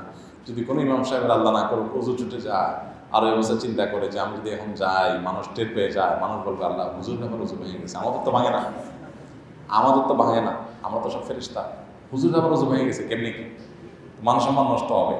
যদি ইমাম সাহেব তলে তলে নামাজ বাকিটা শেষ করে দেন, আল্লাহ মাফ করুন, তাহলে এর চেয়ে বড় গুনাহ আর হতে পারে না, ভয়ঙ্কর ব্যাপার। এই জন্যই তো ইন্নামা ইয়াখশাল্লাহা মিন ইবাদিহি আল উলামা, আল্লাহর ভয় সবচেয়ে বেশি আলেমদের মধ্যে। অতএব যার মধ্যে আল্লাহর ভয় নেই সে আসলে আলেমই হতে পারে না। হাফিজুর রহমান লিখেছেন, আমরা সচরাচর কথায় বলে থাকি আল্লাহই তো মানুষের মন ভরাতে পারে না, মানুষ কিভাবে মানুষের মন ভরাতে পারবে? এ কথা দ্বারা কি একজন মানুষের ঈমান নষ্ট হবে? এটা খুবই গর্হিত কাজ, ঈমানের সাথে সঙ্গতিপূর্ণ কোনো কথা নয়। আল্লাহ তাআলা মানুষের মন ভরাতে পারে না, এই কথা সঠিক কোনো কথা নয়। আল্লাহ সুবহানাহু ওয়া তাআলা মানুষের আকাঙ্ক্ষা মেটাতে পারেন, এবং আল্লাহ তাআলার কাছে অসম্ভব বলতে কোনো কিছুই নয়। এটা আল্লাহ সম্পর্কে জাহালাত এবং মূর্খতা। যদি কেউ জেনে শুনে আল্লাহ সম্পর্কে এ ধরনের মন্দ ধারণা রাখে, আল্লাহ সম্পর্কে ইচ্ছাকৃত জেনে শুনে ঠান্ডা মাথায় এরকম মন্দ কথা বলে, তাহলে সেটা অবশ্যই ঈমান নষ্ট হওয়ার কারণ হবে এবং তিনি ইসলাম থেকে খারিজ হবেন। আর যদি বিষয়টা অজ্ঞতা সুলভ হয়, আল্লাহ শানে এটা যায় না বা এটার অর্থটা কি তিনি অতটা খেয়ালও করেননি, এরকম যদি হয়, তাহলে তারপরও ঈমান নষ্ট না হলেও এর মাধ্যমে তিনি জঘন্য অপরাধে লিপ্ত হয়েছেন এবং তার তওবা করা উচিত। আল্লাহ সুবহানাহু ওয়া তাআলা পারেন এমন কোনো কিছুই নেই। মানুষের চাহিদা আল্লাহ তাআলা পূরণ করতে পারেন না, এটা শুধুমাত্র আল্লাহ সম্পর্কে অজ্ঞানতা বা জাহালতের কারণে কেউ বলতে পারেন, এছাড়া এটা কোনো মানুষ বলতে পারেন না। রাহাত চৌধুরী আপনি লিখেছেন, ইন্ডিয়া আসাম থেকে আপনার লাইভ শুনে অনেক কিছু শিখতে পেরেছি, আলহামদুলিল্লাহ। দোয়া করবেন যেন আমল করতে পারে, আল্লাহ তাআলা আপনাকে আমল করার তৌফিক দান করুন। ভালো লাগলো আপনার কথা শুনে জেনে যে আপনি আমল করার চেষ্টা করেন এবং শুনে থাকেন। রাহাত চৌধুরী। এমডি বাবলু মোল্লা লিখেছেন, ইমাম সাহেব নির্দিষ্ট সময়ের চেয়ে একটু দেরিতে আসেন, এই সময় দেরি না করে কেউ কি নামাজের ইমামতি করতে পারবে নাকি অপেক্ষা করবে? ইমাম তিনি যদি মাঝে মধ্যে বা হঠাৎ এরকম করেন যে তার একটু দেরি হচ্ছে, তাহলে সেক্ষেত্রে ইমামের জন্য অপেক্ষা করাটাই হলো সুন্নাহ। নবী করিম সাল্লাল্লাহু আলাইহি ওয়াসাল্লাম একদিন এশার সালাত আদায় করতে আসতে তার একটু বিলম্ব হয়েছে। এর মধ্যে সাহাবীদের অনেকে মসজিদে নববীতে শুয়ে পড়েছেন, অনেকে ঘুমিয়ে পড়েছেন। নবী সাল্লাল্লাহু আলাইহি ওয়াসাল্লাম আসার পর সবাই আবার প্রস্তুত হয়ে সালাতে শামিল হয়েছেন। এই জন্য ইমাম সাহেবের যদি কখনো দেরি হয়, সাধারণত 1 মিনিট 2 মিনিট 4 মিনিট এর বেশি দেরি হয় না, যদি এরকম কালে ভদ্রে কখনো দেরি হয়, তাহলে সেক্ষেত্রে ইমাম সাহেবের জন্য অপেক্ষা করাটাই হলো সুন্নাহ। আমরা যথাসম্ভব চেষ্টা করব ইমাম সাহেবের জন্য অপেক্ষা করার। আর যদি প্রায় এরকম করেন, তাহলে সেক্ষেত্রে ইমাম সাহেবকে সতর্ক করা যেতে পারে, সাবধান করা যেতে পারে, ইমাম সাহেবকে বলা যেতে পারে যে এটি মুসল্লিদের কষ্টের কারণ হয়।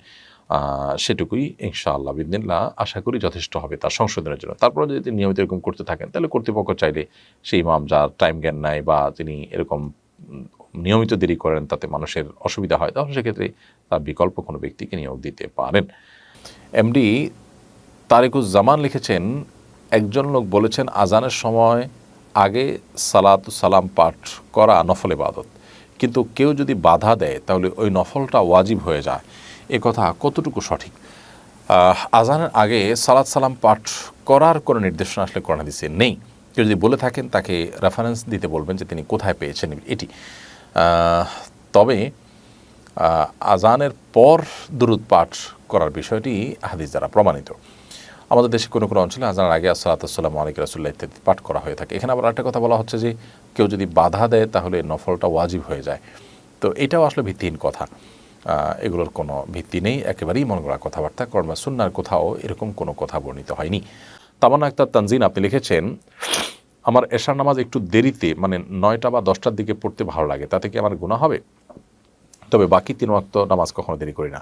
বোন তামান্না, এশার নামাজ বরং একটু দেরি করি, 1/3 রাতের 1/3 পার হওয়ার সময়টাতে আদায় করা বরং সুন্নাত। নবী করিম সাল্লাল্লাহু আলাইহি ওয়াসাল্লাম বলেছেন, তোমাদের জন্য যদি কষ্টকর আমি মনে না করতাম, তাহলে সেক্ষেত্রে এশার নামাজ দেরিতে পড়ার নির্দেশ করতাম। অতএব আপনি 9টা 10টার দিকে এশার নামাজ পড়লে ঠিক আছে, হতে পারে। তবে 1/3 পর দেরি করে যদি আপনি পড়েন, তাহলে সেটা অনুত্তম হবে। বিশেষ করে মধ্যরাতের পর পড়লে বেশি অনুত্তম হবে। আপনি রাত 9টার দিকে এশার নামাজ পড়লে সেটা বরং সঠিক আছে। তবে মাগরিবের পরে ঘুমানোটা অনুচিত, আপনি ঘুমিয়ে যদি দেরি করেন সেটা ঠিক হবে না। তাহমিদা তানু আপনি লিখেছেন, আমার বিয়ের বয়স 5 বছর, আমার কোনো বাচ্চা নেই, কি আমল করলে বাচ্চা হবে? বোন তাহমিদা, আল্লাহ তাআলা আপনার বিয়ের ব্যবস্থা করে দিন, আমরা দোয়া করি। বিয়ের বয়স তো 5 বছর হয়েছে, কিন্তু বাচ্চা কাচ্চা নেই। আপনি আল্লাহ তাআলার কাছে সাধারণভাবে ইব্রাহিম আলাইহিস সালাম ও যাকারিয়া আলাইহিস সালামের যে দোয়া সেটি পাঠ করবেন। রব্বি হাবলি মিনাস সলিহিন, রব্বি হাবলি মিন লাদুনকা যুররিয়াতান তাইয়্যিবাহ ইন্নাকা সামিউদ দুআ। এই জাতীয় দোয়া যেগুলো আল্লাহ তাআলার কাছে, যেগুলোর মাধ্যমে নিবেদন করে ইব্রাহিম আলাইহিস সালাম এবং আল্লাহ নবী যাকারিয়া আলাইহিস সালাম এবং ইব্রাহিম আলাইহিস সালাম তারা উভয়ে আল্লাহর কাছে সন্তান লাভ করেছেন, ঠিক একইভাবে আপনি আল্লাহ সুবহানাহু ওয়া তাআলার কাছে এই সমস্ত দোয়ার মাধ্যমে সন্তান লাভ করার জন্য চেষ্টা করতে পারেন। এর বাইরে একটা জিনিস আমাদের মাথায় রাখতে হবে যে আল্লাহ রাব্বুল আলামিন কাউকে যখন আল্লাহ রাব্বুল আলামিন সন্তান দেন না, তখন এটা তার জন্য আল্লাহর তরফ থেকে একটা পরীক্ষা। তিনি এই পরীক্ষা উত্তীর্ণ হওয়ার জন্য আপ্রাণ চেষ্টা করবেন এবং সচেষ্ট থাকবেন যে তিনি আল্লাহ সুবহানাহু ওয়া তাআলার ফয়সালাকে মেনে নেবেন। সন্তান এমনভাবে হলো যে সন্তান আসলে আমার কাঙ্ক্ষিত না বা কাম্য না, তাহলে সেটা আমাদের কারোর কাছেই সেটা ভালো লাগার কথা নয়।